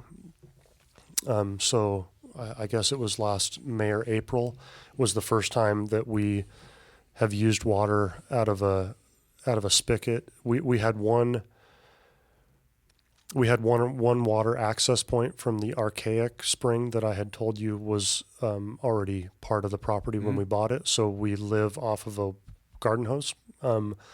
We're filling our water through that garden hose constantly. But after this water distribution system, last spring was the first time that we sort of lifted the handle on a frost-free spigot and had water that we made happen come out of our ground. So as simple as that might sound, that was monumental for us. We've got a third of an acre area that will all become herb and plant garden. My Heather, she's her roots are in Western medicine and the nursing scene and labor and delivery, but she's a super passionate herbal medicine maker, practitioner. So a big part of our usable and accessible acreage is going to be isolated to food production and then medicine production when it comes to natural plant medicine. Water system, we've got our septic system in, but of course, I was of the belief that I wanted to build the infrastructure of the property before we finalized with the home. I sometimes have second guesses on how I interpreted this life, and maybe some of the hangups that have come with that, but that's the path that we're on. We've developed all of the systems that will hook into the house before we'll have broke ground on digging the foundation for the home. Is that next for you guys? Yes, it is. It's, but once again, I got to be honest with your audience and honest with myself, because I don't want people to be misled by the realities of this lifestyle. Is we're now operating out of pocket. Like, we had this nest egg from the sale of our home and the sale of our old life, but the future of what we're able to produce is going to be solely based on how we can turn our homestead into an income and turn our life, this content platform that I've been building for a number of years now. We're now operating even, not underwater, but we're now So I want to say, there was a time that we just kind of committed to the fact that we're going to be starting our, breaking ground this later this year in the spring. Financially, there's been some things come up in the meantime that I think have humbled me once again and made me more so start to button my lip and not speak out of turn. But that's next. The house will be, we've got fencing and pasture and greenhouse and small barn that we need to construct, all like sort of little outbuilding projects, but the major tearing up of the earth in a beautiful way, reconfiguring the flats on the earth, making more flat ground, and then doing a lot of the work that you just wind up covering over with in waterline ditches and electrical conduit ditches, so that we'll be able to. Nobody knows it's there, but you do. Oh my God, it's unbelievable. Like, and maybe it's a good thing that we started with this stuff that you wind up backfilling back over, and you're like, what the fuck did I do for the last couple? I think you have to. I think you have to build the infrastructure that you're going to connect to. Yes. Going the other direction. Let's just build the house first, and we'll build everything else around it. Yep. What if you find out that all the areas you were going to build around it were untenable to what you want to put there? Right. Now you got a problem. Yes. It was always in my gut feeling to do it this way, but at times that I've been questioning myself now, as we still live in these old ass like little RVs, trying to get to the point that we'll eventually be at. I've often wondered, God, why doesn't anybody do it this way? Or, why don't I see it being done this way? But I really have felt in my gut that this was the right play of events to get to the point of, the home won't be the grand finale of this homestead. There will always be improvements and ways of making things better, but we'll be much closer to that stage of, let's go sit in our rocking chairs on the porch for a minute. Like the rest of the shit has been accomplished through all of this blur of becoming new homesteading folks and building this building this property from the ground up. So as your audience grew, I follow you on Instagram. Do you use other platforms as well? I do. Don't say the T word. Yeah. Bastard. Yeah. You understand that's not built for our generation, right? I do. Yeah. I do. Yes, I do. It's unacceptable. Yeah. I'm present on Do you do YouTube as well? YouTube as well, Facebook as well. I know that Facebook, I think Facebook, most people would say, is built for our audience, if not older, which I believe is called the boomer audience. Yeah. Which honestly, like, I've been very fortunate to realize that this way of life is not age group specific. I get messages constantly from people, that are 20 years my senior, that are still, oh, we can't wait. We're just the biggest, one of the most inspiring things to me is that there's such a desire to step away from whatever it is the general population has gotten themselves wrapped up in daily life and living maybe, I guess, residential. I'm not, I never have the full picture of what these people that are messaging me, what their reality looks like. But everybody is in what I call the dream state of starting this journey. I'm going to fill in the blanks a little bit for them and tell you that what that means in the back of my mind is that they're going to buy land in the country and make a simple goal of becoming more self-reliant and self-sufficient in their existence in the remainder of their life. But it's really inspiring to I just didn't know. I mean, I've always been sort of a niche interest sort of dude, never thinking that this was a widely appealing, vintage trailers, precision shooting. It's always sort of this like sort of smaller crowd that I don't assume everybody's going to find comfort or understanding in why I'm so obsessed with these things. But homesteading and the self-sufficient movement in this world right now is so much more broad than I ever would have given credit to it. How did you structure it? So you're on on all the, I'll call them content platforms, yes, for lack of a better term. How did you structure it, and when did you start thinking about building that into a business that could sustain what it is that you're building? Because having an audience is one thing. Yes. Having an audience that is willing to support from a financial perspective, right. There's the other side of that too. What do you offer them? You know, right. you have to figure out what it is of value that you're going to offer somebody if you're going to separate a dollar from their wallet. I'm curious how you manage that growth and turned it into a business. Well, or if you would even describe it as a business, or a passion project, hobby, whatever your word may be. No, I mean, that's sort of a key element to my current growth right now. I'm only just buckling down on. Okay, let me back up just a little bit. When I first started to monetize off of these platforms and began to make, I've always just wanted to provide informational content for, like, authentic informational content for an audience. I never really foreseen trying to make the need to have to make a business out of it.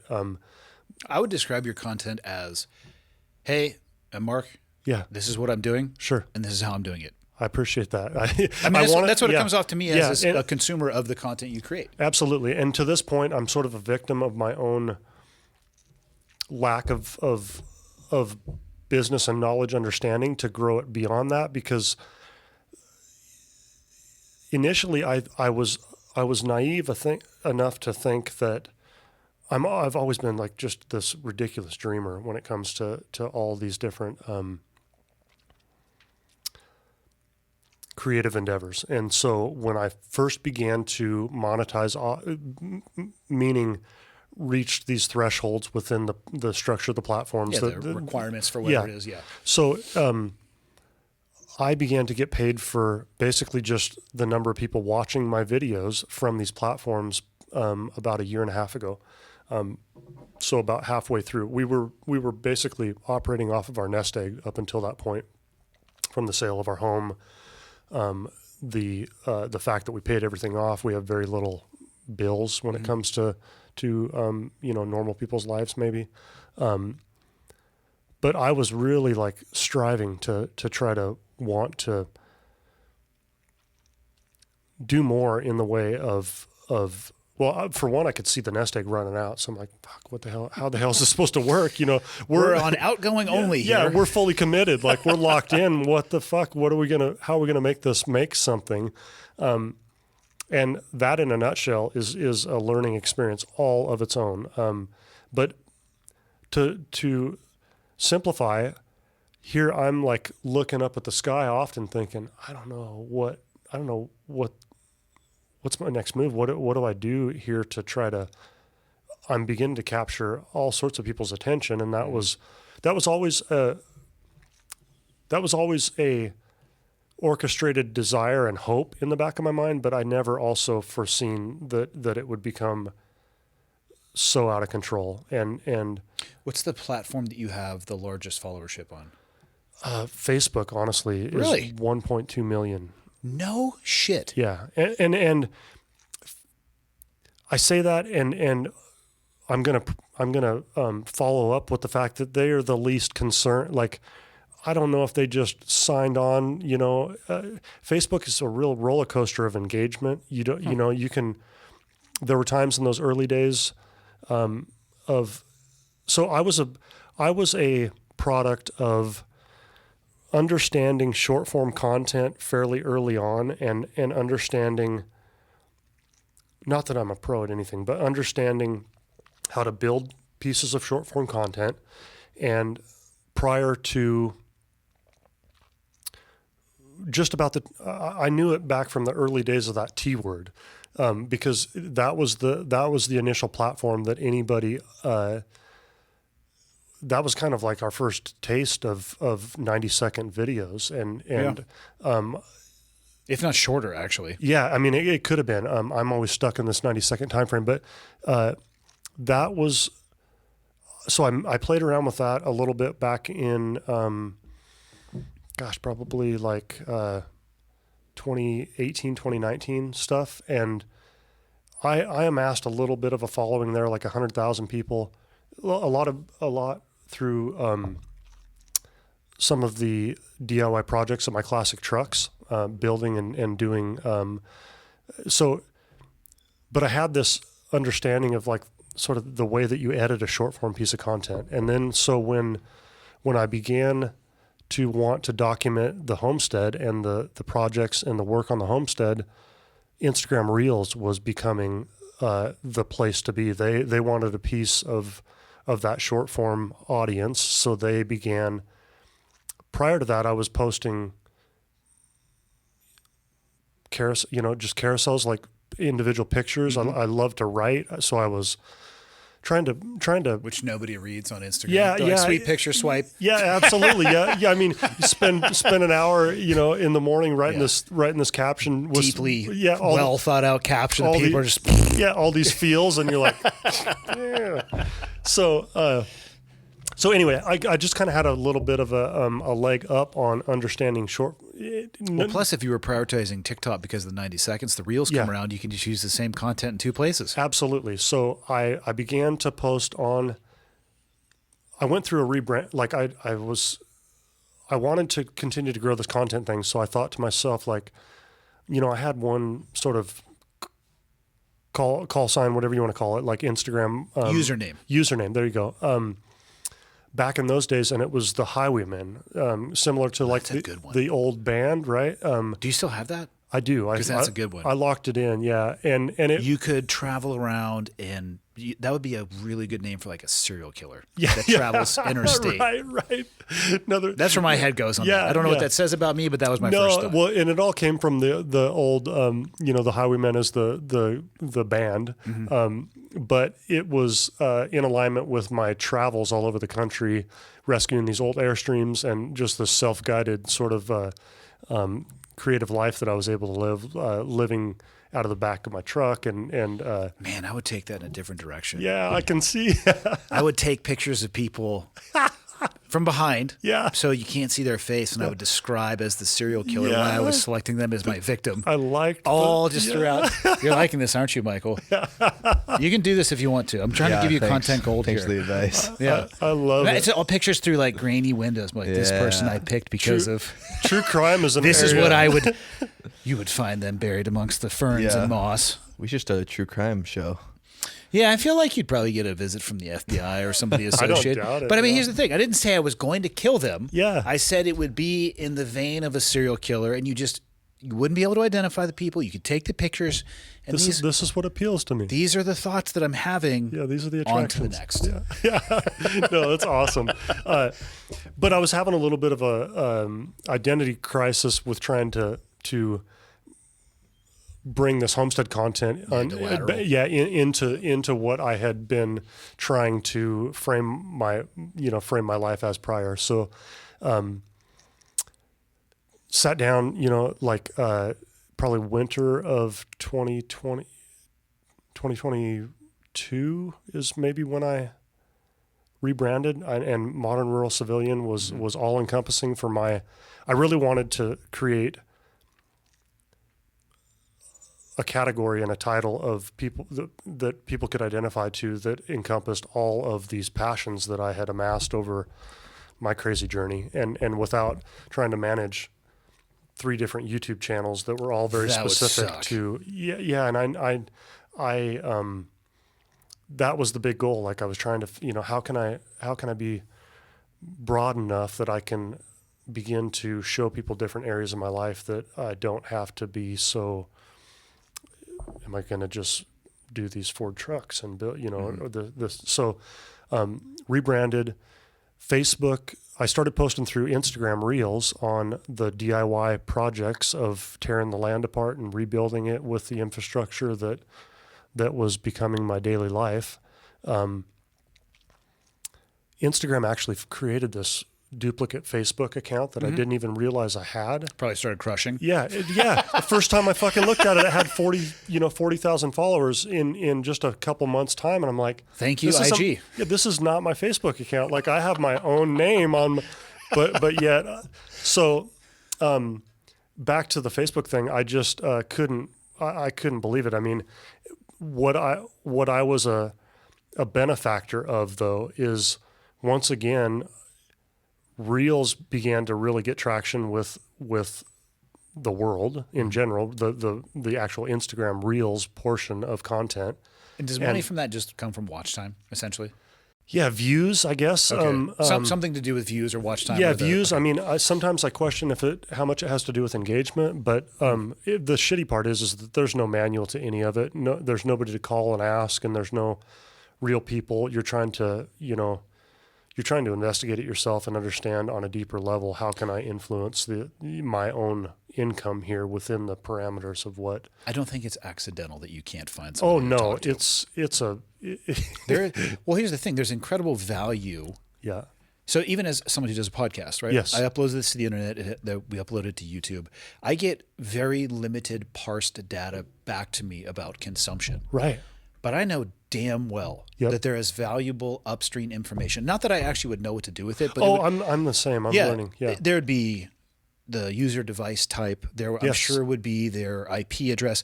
All of that stuff that I assume they use and package to sell to advertising for them. What they will give me is, here's your general locations, download statistics, things like that, for when it comes to audio. And the same, you're familiar with the viewership stuff on YouTube. You can get relatively detailed information, right? But there has to be a treasure trove upstream of what we see that they are using to make their own money, and it's not an accident that there's a hard break in that information. No, and Meta is even worse. YouTube is one thing, but Instagram and Facebook.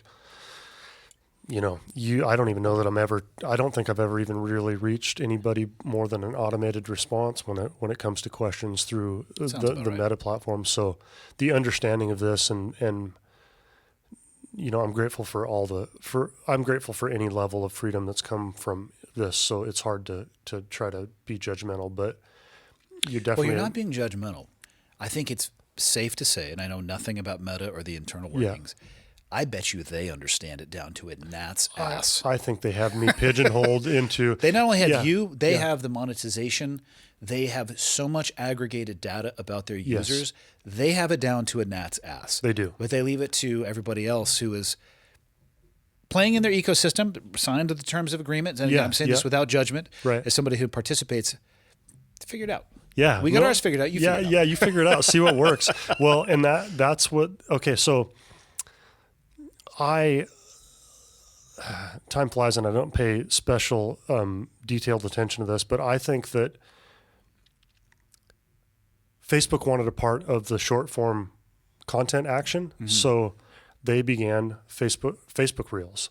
And because they wanted to grow their attraction to that portion of their platform, then they started these creator, I'm just going to say creator monetization programs that... And they prioritized it. Oh, they prioritized the shit out of it. So Instagram does it sometimes too. They'll do bonuses for Reels or watch time or engagement or all that stuff. Yeah, and it's a big unknown for a lot of people, even anybody that's wanting to, sort of dream about documenting their journey and how does it, how does that all orchestrate in the background? A few pennies at a time is the answer. Yeah, God, it's so true. So you couldn't have nailed it any more square on the head because here I am, watching the money, seeing an end to the savings that we had amassed from our life change, and wondering how do I not get a real job and keep doing this? Because I want to build a property. So and it's your full-time job right now. It would be so hard if it became your part-time or tertiary job. Oh, absolutely. Like I can't give enough credit to that. But Facebook wanted a piece of the action. They started prioritizing us creators. Looking back, they started. God, once again, I'm grateful for everything, but they started just using the popular creators to build their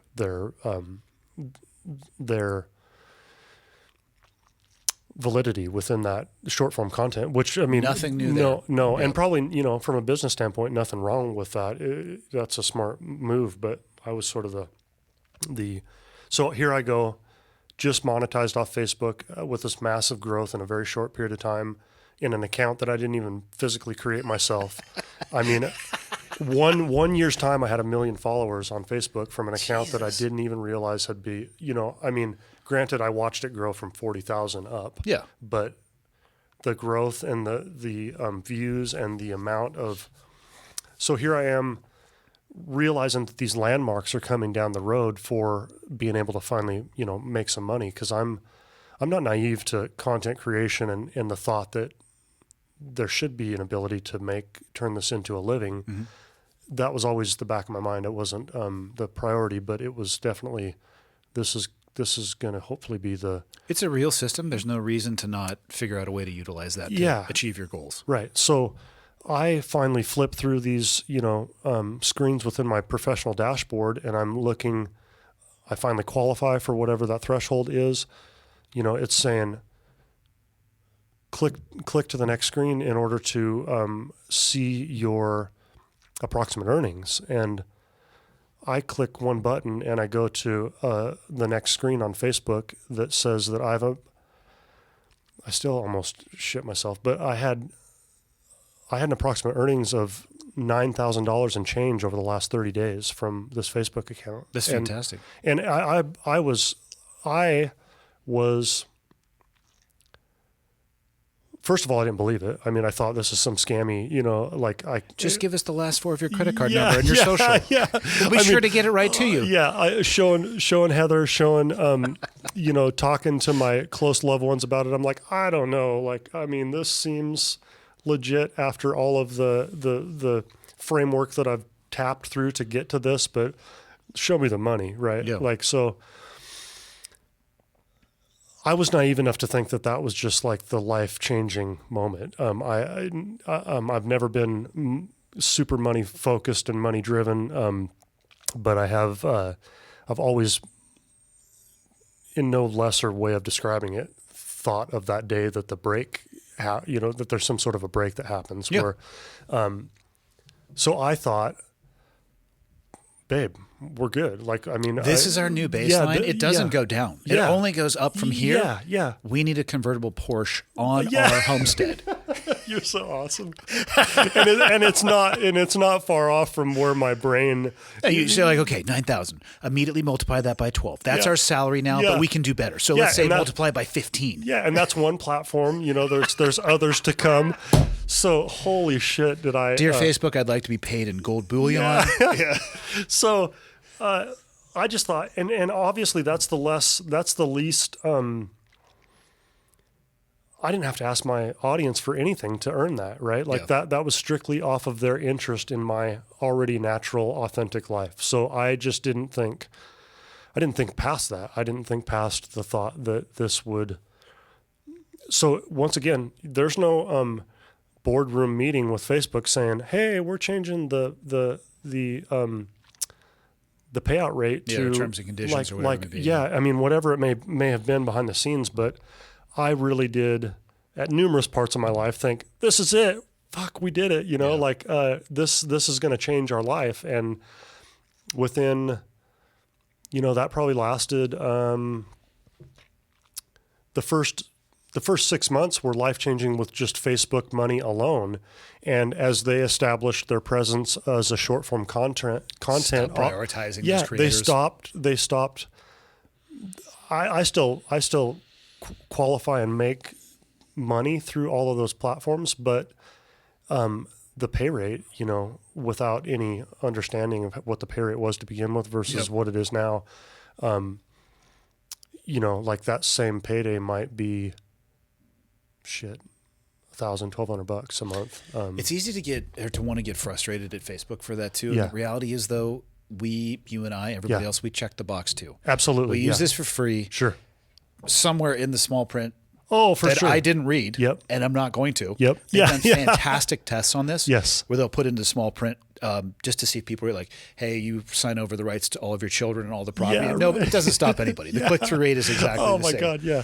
But we're using their system for free. Yep. What they want from us is our attention. Absolutely. And our time. And they sell that, and that's the game. And Right. it becomes tough, especially when, like you said, without consulting the person that is actually, because it is symbiotic. They're not going to grow their platform without the content that people want to watch. Right. They're rewarding you for that. They can change the mechanism behind the scenes, but may change your ability to make the content. So there's an inequity there because they can control the platform, but that's kind of the game. It's just the game that they've created, and we're just a player in the arena. And I Easy don't to be frustrated. Yeah. The better move is to continue to move forward. I think the way that you are, you're going to figure it out. Oh, absolutely. Yeah. Yeah. So that just leads me, I just wanted to show the vulnerability of my naiveness through the journey of content creation to tell you that I don't have it all figured out. I'm absolutely learning as I go.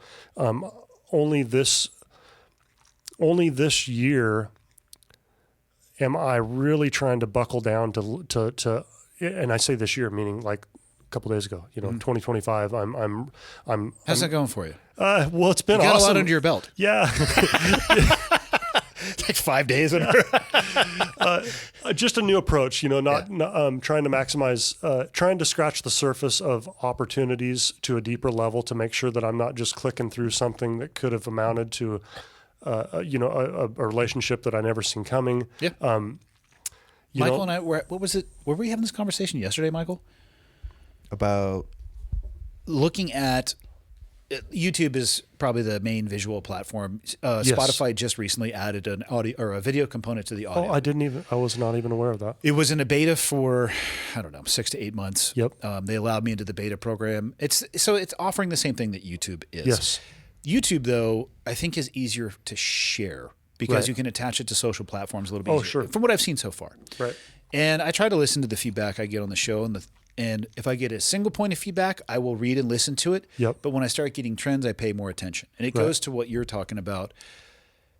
What are the platforms looking for? And one of the main ones I get is the short form content. Right. Because there are YouTube shorts, which need to be 59.9 seconds and Yes. below. Yep. But the suggestion I keep getting is create a clips channel. So you could have something that is 4 minutes long or 6 minutes, but not a Right. 2.5 hour podcast, because when people share those with people that don't know the show, it's really unlikely they're going to barrel through 2.5 hours of somebody Right. they don't know. Right. 4 minutes is pretty easy though. Oh, sure. And it's sure. easily shareable. Yep. And so it's a way to, right, you need your top end of the funnel to be Yes. as large as possible, because Yes. at the end of the day, it's the bottom end of the funnel, Right. which is completely predicated on how much goes into the top. Absolutely. And so, I'm going to unleash Michael to create a specific clips channel for the show. And I love it. Yeah. yeah. Yeah. Well, I mean, let's be honest, he's not going to do a good job. no. That's like, well, and really that's something that probably spell the name of the channel wrong. Like, I love it. I love it. It's there's no roadmap, and there's no, I'm really fortunate with the reach of my platform. It affords me opportunities to ask questions to people that I would have never really assumed would be willing to help or would want to offer insight. So super grateful for but once again, there's just no roadmap. There's no manual for doing this. And it's really a new, for me at least, and anybody in my circles, it's a new sort of career move that nobody really has much to contribute to in the way of, oh, well, this work, it's like a mutual fund, the small print at the bottom. Yeah. Past performance is not indicative of future performance. Yeah. Just because it worked yesterday doesn't mean it will work tomorrow. No. And it's a highly self-motivated, I often use the phrase "feed the monster" on these social platforms. Like YouTube long form is something that I've always had as a goal in the back of my mind. I'm so locked into feeding that monster with the short form content of posting and working my ass off all day, filming all day, waking up at the crack of dawn, editing for a couple of hours on that piece of short form content, posting it by breakfast time for most Americans, and then getting back. Let's be honest, they're not consuming it at breakfast. Yeah, right. They're sitting on the toilet. Yeah, I know.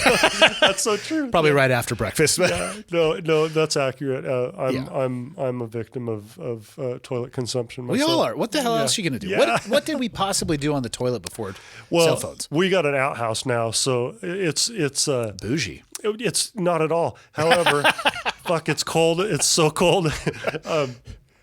But Heather, she's like, she busts my chops constantly because she's like, what the fuck are you doing? Like, it's an outhouse. I'm like, I'm answering some fucking messages. Yeah. I'm saying hi to some friends.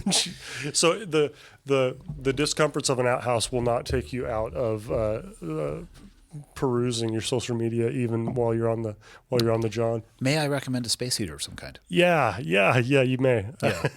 Let me ask you this, because we've known each other for a couple hours. Yes. Other than our communication setting this up. Yeah. You're going to figure this out. I have no doubt that you will get to the end state. Sure. And the homestead will be what you want. Right. So here's my question. What do you do then? What? Yeah. Because I feel like your creative itch is definitely being satiated right now. Absolutely. But when you're done, yeah. I think it might come back. Yeah. Well, I've had visions of that because as we've progressed on the property and now I can visually imagine the home being started and completed and built. I've always wanted to, right now I work in the mud, the gravel, the snow on anything outside in order to stay making progress on projects. But I sold a very nice new shop that I had just had built. I was that guy back then, and really didn't get the chance to even experience the blessings of having this heated, well lit, nice space that can take you out of the season that you're in, and still allow you your to be beat laboratory. Oh yeah, right. No, Have it was you seen awesome. the movie Old School? Yeah, loved it. It's your beat laboratory. Beat laboratory. Don't touch the drum set. Yeah. No, I loved that shop. But it was I only just got a little taste of it before we decided let's turn our lives upside down and start this homestead. So, I don't think I'll ever run out of eventually I would like to, I'm getting asks constantly about teaching, sharing this knowledge base with other individuals who are less earlier in the journey of getting to this place. I'm a little bit. I love people. I joke sometimes that I love people from a distance more than I love the reality of people like right in my face, So I know that there's I know I can offer a good value to physically showing people how some of these systems work and showing them even through the remainder of the building of our dreams here on this property.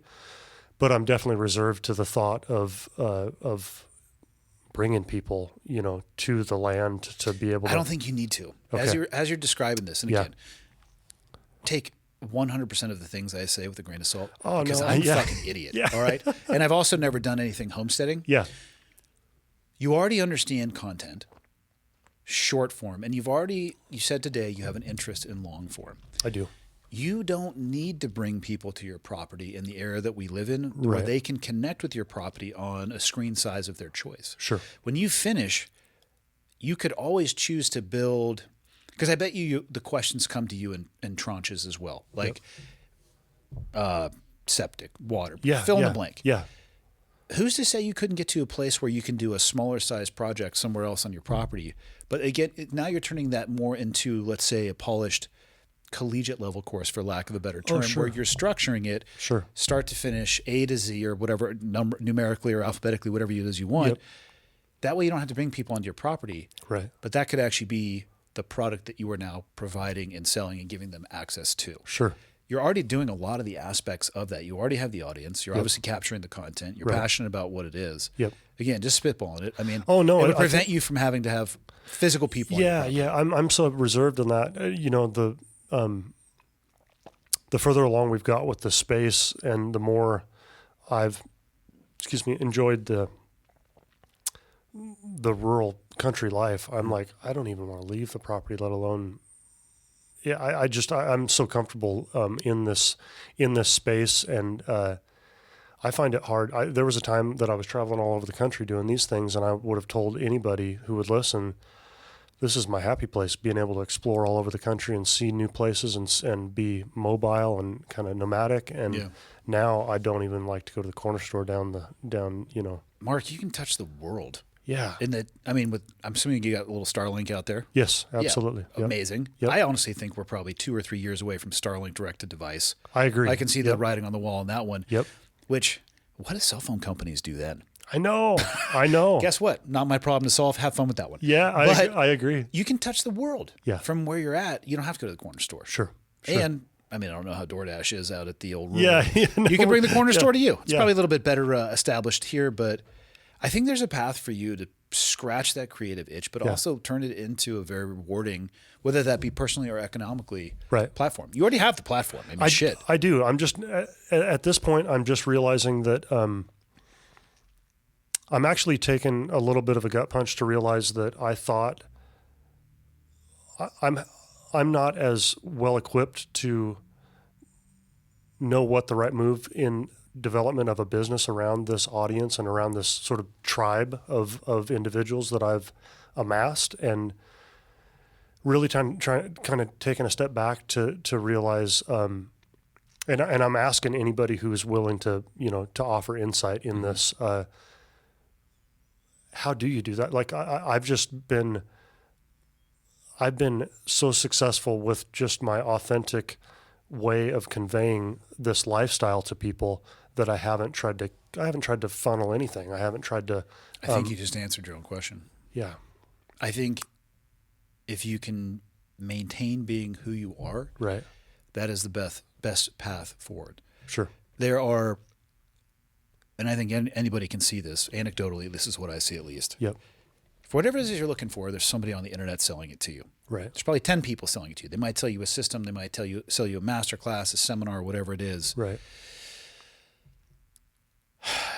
When you start deviating, in my opinion. Yes. I'm not talking about you. I'm talking about in general. And this is something I remind myself of. I think when you start deviating from who you are to follow somebody else's system, you're immediately shaving away at the effectiveness and efficacy of what it is that they're selling. Right. Not everything scales infinitely for all people. Sure. I think if you maintain your authenticity, and you know what? I don't think there's anything wrong in talking to your audience and saying, I don't know what I'm doing. I do that all the time on the podcast. I don't know how to do anything that I do.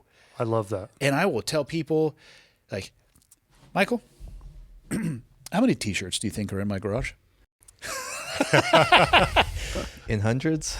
Do you think there's 1,000 T-shirts in your garage? Yeah. Okay. Easy. Yeah. There's 1,000 T-shirts. Yes. Let me tell you about the T-shirt journey. Yeah. Yeah. You pay for them up front. Yeah. So when I see the T-shirts in the garage, what I see is me trying to play businessman. Yeah. And it's something that I enjoy doing. I like the soft goods. The soft goods sales, they're real, right? But they layer into a complexity. Like for you right now, it would not be the move, because where are you going to store it? How are you going to fulfill it? Who's going to the post office? Right. It's a lot. Yes. I think, you're providing information. Right. So I don't know how many shirts to order. Yeah. I also don't know what people like. And I don't know the cut or the blank or the feel or the color or the branding. Sure. So I have ordered Yeah. some really fucking bad shirts. And guess what? They don't sell. They're still sitting in the. They're yeah. sitting in there. And Yeah. they are also part of the things that I get rid of when my wife, Leah, Yeah. is not around. Yeah. So she doesn't see I caved in on that one. I'm. They remind me, though, that it's okay to Yeah. not know what you're doing. I mean, I'm not going to Oh, go no. bankrupt because I'm not selling these T-shirts. Right. But I almost like the reminder of, hey, man, anytime I need to go into the garage, like where Yeah. the freezer is to get some elk to eat, Sure. every time I open the door, I'm reminded with, hey, you're a fucking idiot because Yeah. here's a stack of T-shirts. Well, it's a gut punch and a humble pie. You have to have that. Yeah, You and can't I- have growth without Yes. being uncomfortable. Absolutely. And I'm grateful for that to come so natural. I mean, and just like you, I'm happy to. I think one of the things that sets aside some of my content to my audience is just I definitely don't try to be afraid to show the failures. Like You have to. I love and I put enough obsessive research into things that I more often than not I get more success out of what I'm trying to accomplish than failure. But there's times that anyway, the internet craves that. I mean, just I think the should say internet actually craves authenticity. yes. I don't know if your average consumer would articulate it in that way. Right. But I feel like as human beings, we are drawn towards things that are more authentic. Yes. And again, whether or not that is something that is subconscious or above that subconscious level, I don't know. Right. But I have anecdotally found that to be true. Yes. Absolutely. It's in my own behavior as well. Sure. If I look at my own consumption, Sure. what is it that I'm consuming? One, there's a little bit of an outlier to that because I really enjoy people on bicycles getting hit by cars. Yeah. It's one of my favorite things. As I heard you talk about that. Yeah, I actually did. What I like even more than that is putting stuff in my story for a good month without any, and then just slide in a juicy one. Yeah. Just stop people in their tracks. Yeah, We're right. talking full ragdoll cartwheels. And I don't have to look for them because people know this, so they send them to it's me. so But demented. I love it. yeah. I mean, again, so that's a little bit of an outlier. Yeah. Right. My own consumption, though, is that I want to see people fail. Yeah. Not meaning like in their life goals. I need to rephrase that. Yeah. I don't want to see people fail. What I want to see is when that does happen, Yep. they're honest about it. Sure. Because it makes me feel more comfortable being honest with my own failures and sharing them Absolutely. as well. Yeah, the vulnerability is so consumable by I mean, and it's not even a It content. makes it easier for everybody else to be more honest too. Absolutely. Yeah, you're creating a landscape where it's not such a polished fake world that everything goes perfectly. You know, I try to learn off of YouTube how-to videos all the time, and it's so, of course, we're not there to see how you screw up, you know, in some of these more nuts and bolts activities, but that's where that's where the authenticity of what this homesteading journey for us has really, I get the most heartfelt comments and messages because, man, thanks for showing how that hillside slid in on all your work, and you're down there every day digging your work from yesterday out of the mud. I was just about to start down that path, and you saved me an immense amount of time, effort, energy, and suffering. Absolutely. It's just realistic. It puts a more humble approach on these they're not easy. None of this shit's easy. I mean, it's really hard work, and it's really, it takes some pretty strong mental commitment to even be trying to do the work to begin with, let alone thinking that it's all going to be easy. So, sharing that part of it has been fairly instrumental. And I love to, just like you had said with you mentioning to the podcast viewers, I don't know what I'm doing. Like, I mean, I'm fully willing to tell you I'm learning every step of the way. I feel fairly gifted on being a decently quick learner, but I'm not an expert in any of this stuff. And if I can do it out of pure obsession and learning out of necessity to accomplish pushing this needle forward on the homestead and improving very basic human needs to more comfortable amenities within whatever those homestead parameters are, so many more people can do it than what give themselves credit. So I want to make sure and water those flowers, so to speak. I think that's awesome. Yeah. Michael, would you do a scientific experiment with me real fast? Sure. Mark got me thinking about this with the how do you. Can you go to youtube.com? And I just want you to type in how do you, and I want to see what YouTube auto-populates it with. Yeah, no, that's Now, awesome. I don't know if this can be based off my search history, so you guys might need right. to strap in. Put it up there on the screen, Michael, so we can share this. How do you want it, Tupac? How do you like me now? How do you heal a broken heart? How do you sleep with Sam Smith? How do you get free Robux? That is very... How do you make slime? I like that one. How do you Yeah. keep your pants up? It's a belt, fuckers. Yeah. How do you get your voice shut? Roblox. How do you do a backflip? Ooh, there's going to be some broken necks. Oh, on God, that. Michael, scroll down to how do you heal a broken heart and click on that. Okay. I think this is going to be a music video. Yeah, right. Yeah.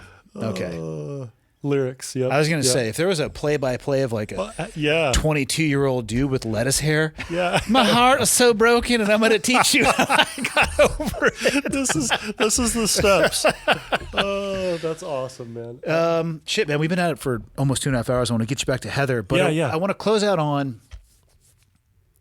in the 3 years you've been at this, Yes. for anybody out there who is inspired by the way that you've chosen to live your life and what Yeah. it is you're trying to do homesteading, Absolutely. is there anything that sticks out as like a waving flag of, hey, be prepared for this, or, you know, advice to things to maybe consider or avoid? Like big ones. Yeah. Like, hey, before you do this, consider this. Well, I don't know, like, I had this thought earlier today that just be careful what you ask for, because it can cause, it's a beautiful, the pluses are so much larger than the minuses, and the wins for me personally and for Heather, you know, I can only speak from our own personal experience. They far exceed the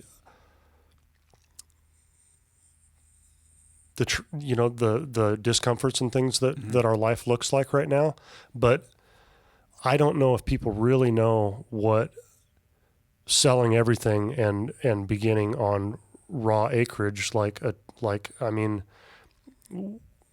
looks like and feels like, and it's hard and it feels overwhelming at times. It feels like we're fully committed. We don't have a backup plan at this point, and we don't have a home. So we are figuring it out as we go. We're going to have the most beautiful place that you can imagine in 7 to 10 years. Yeah, that's what I was going to say. God damn it. I'm trying not to. Our plan was 3, so 7 to 10. Yeah, 7 to 10 is going to be the commitment right now. But just, I don't want to scare anybody away from it, but I do want to remind people that an outhouse in negative 14 degree temperature with no, there will always be improvements, but currently for us, there's no lights, there's no nothing. It's a flashlight out to the thing. It's water that can freeze up on you. I'm dealing with stuff that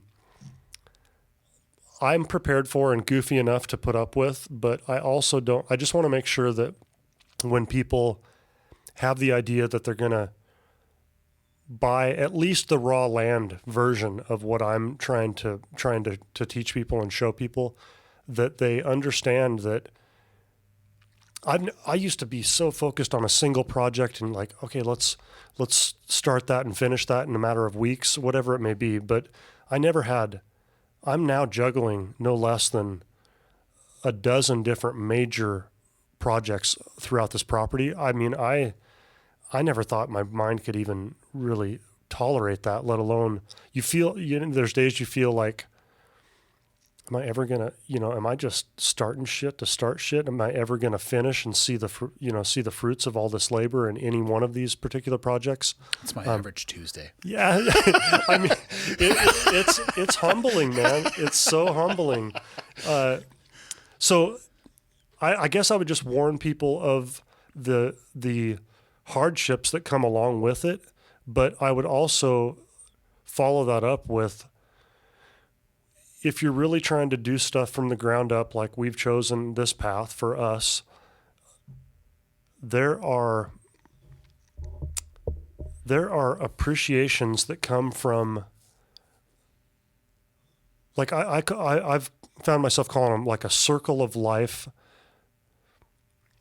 fulfillment that I never saw coming. Like creating a water system from a mountain spring that you find just leaking out of a rock that you then go and, have that water tested and you can drink it right out of the ground. Now you've taken that water, contained it, and turned it into an entire system that now I really do predict that this land will, granted, I'm hoping that my child and our children, Heather has two kids. I have coming up on a 13-year-old birthday here soon. But if this is their interest in life, I predict that these systems that I'm building right now will be in place generations after I'm gone, providing nourishment to my, hopefully, family down the road. And that old world connection to accomplishing these things that just in our modern daily life, we're just kind of, well, water comes out of the faucet and if it breaks, I call somebody. Yeah. Yeah. Like the connection to our history as humans, and maybe not that so long ago history, but the settlers type history of this country just brings me joy that I could have never saw that coming, and I could have never put a frame around it for the public to understand. And I'm always so grateful and fulfilled by this lifestyle that I think it comes out through my content, and I think that's part of a bigger appeal to all of these folks that want to watch. But I'm sort of uniquely naive in that I'm just willing to keep trudging and keep experiencing the small wins and calling them larger than life. And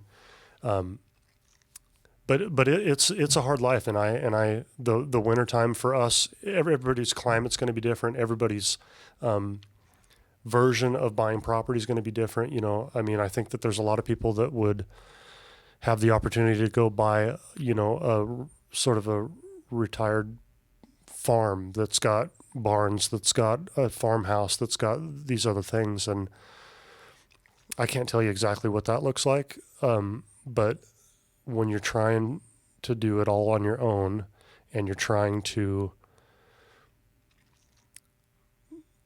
really absorb the enjoyment later in life that came from that path to get to having our forever home built and all of this property done really with only the help from like my dad sometimes comes up,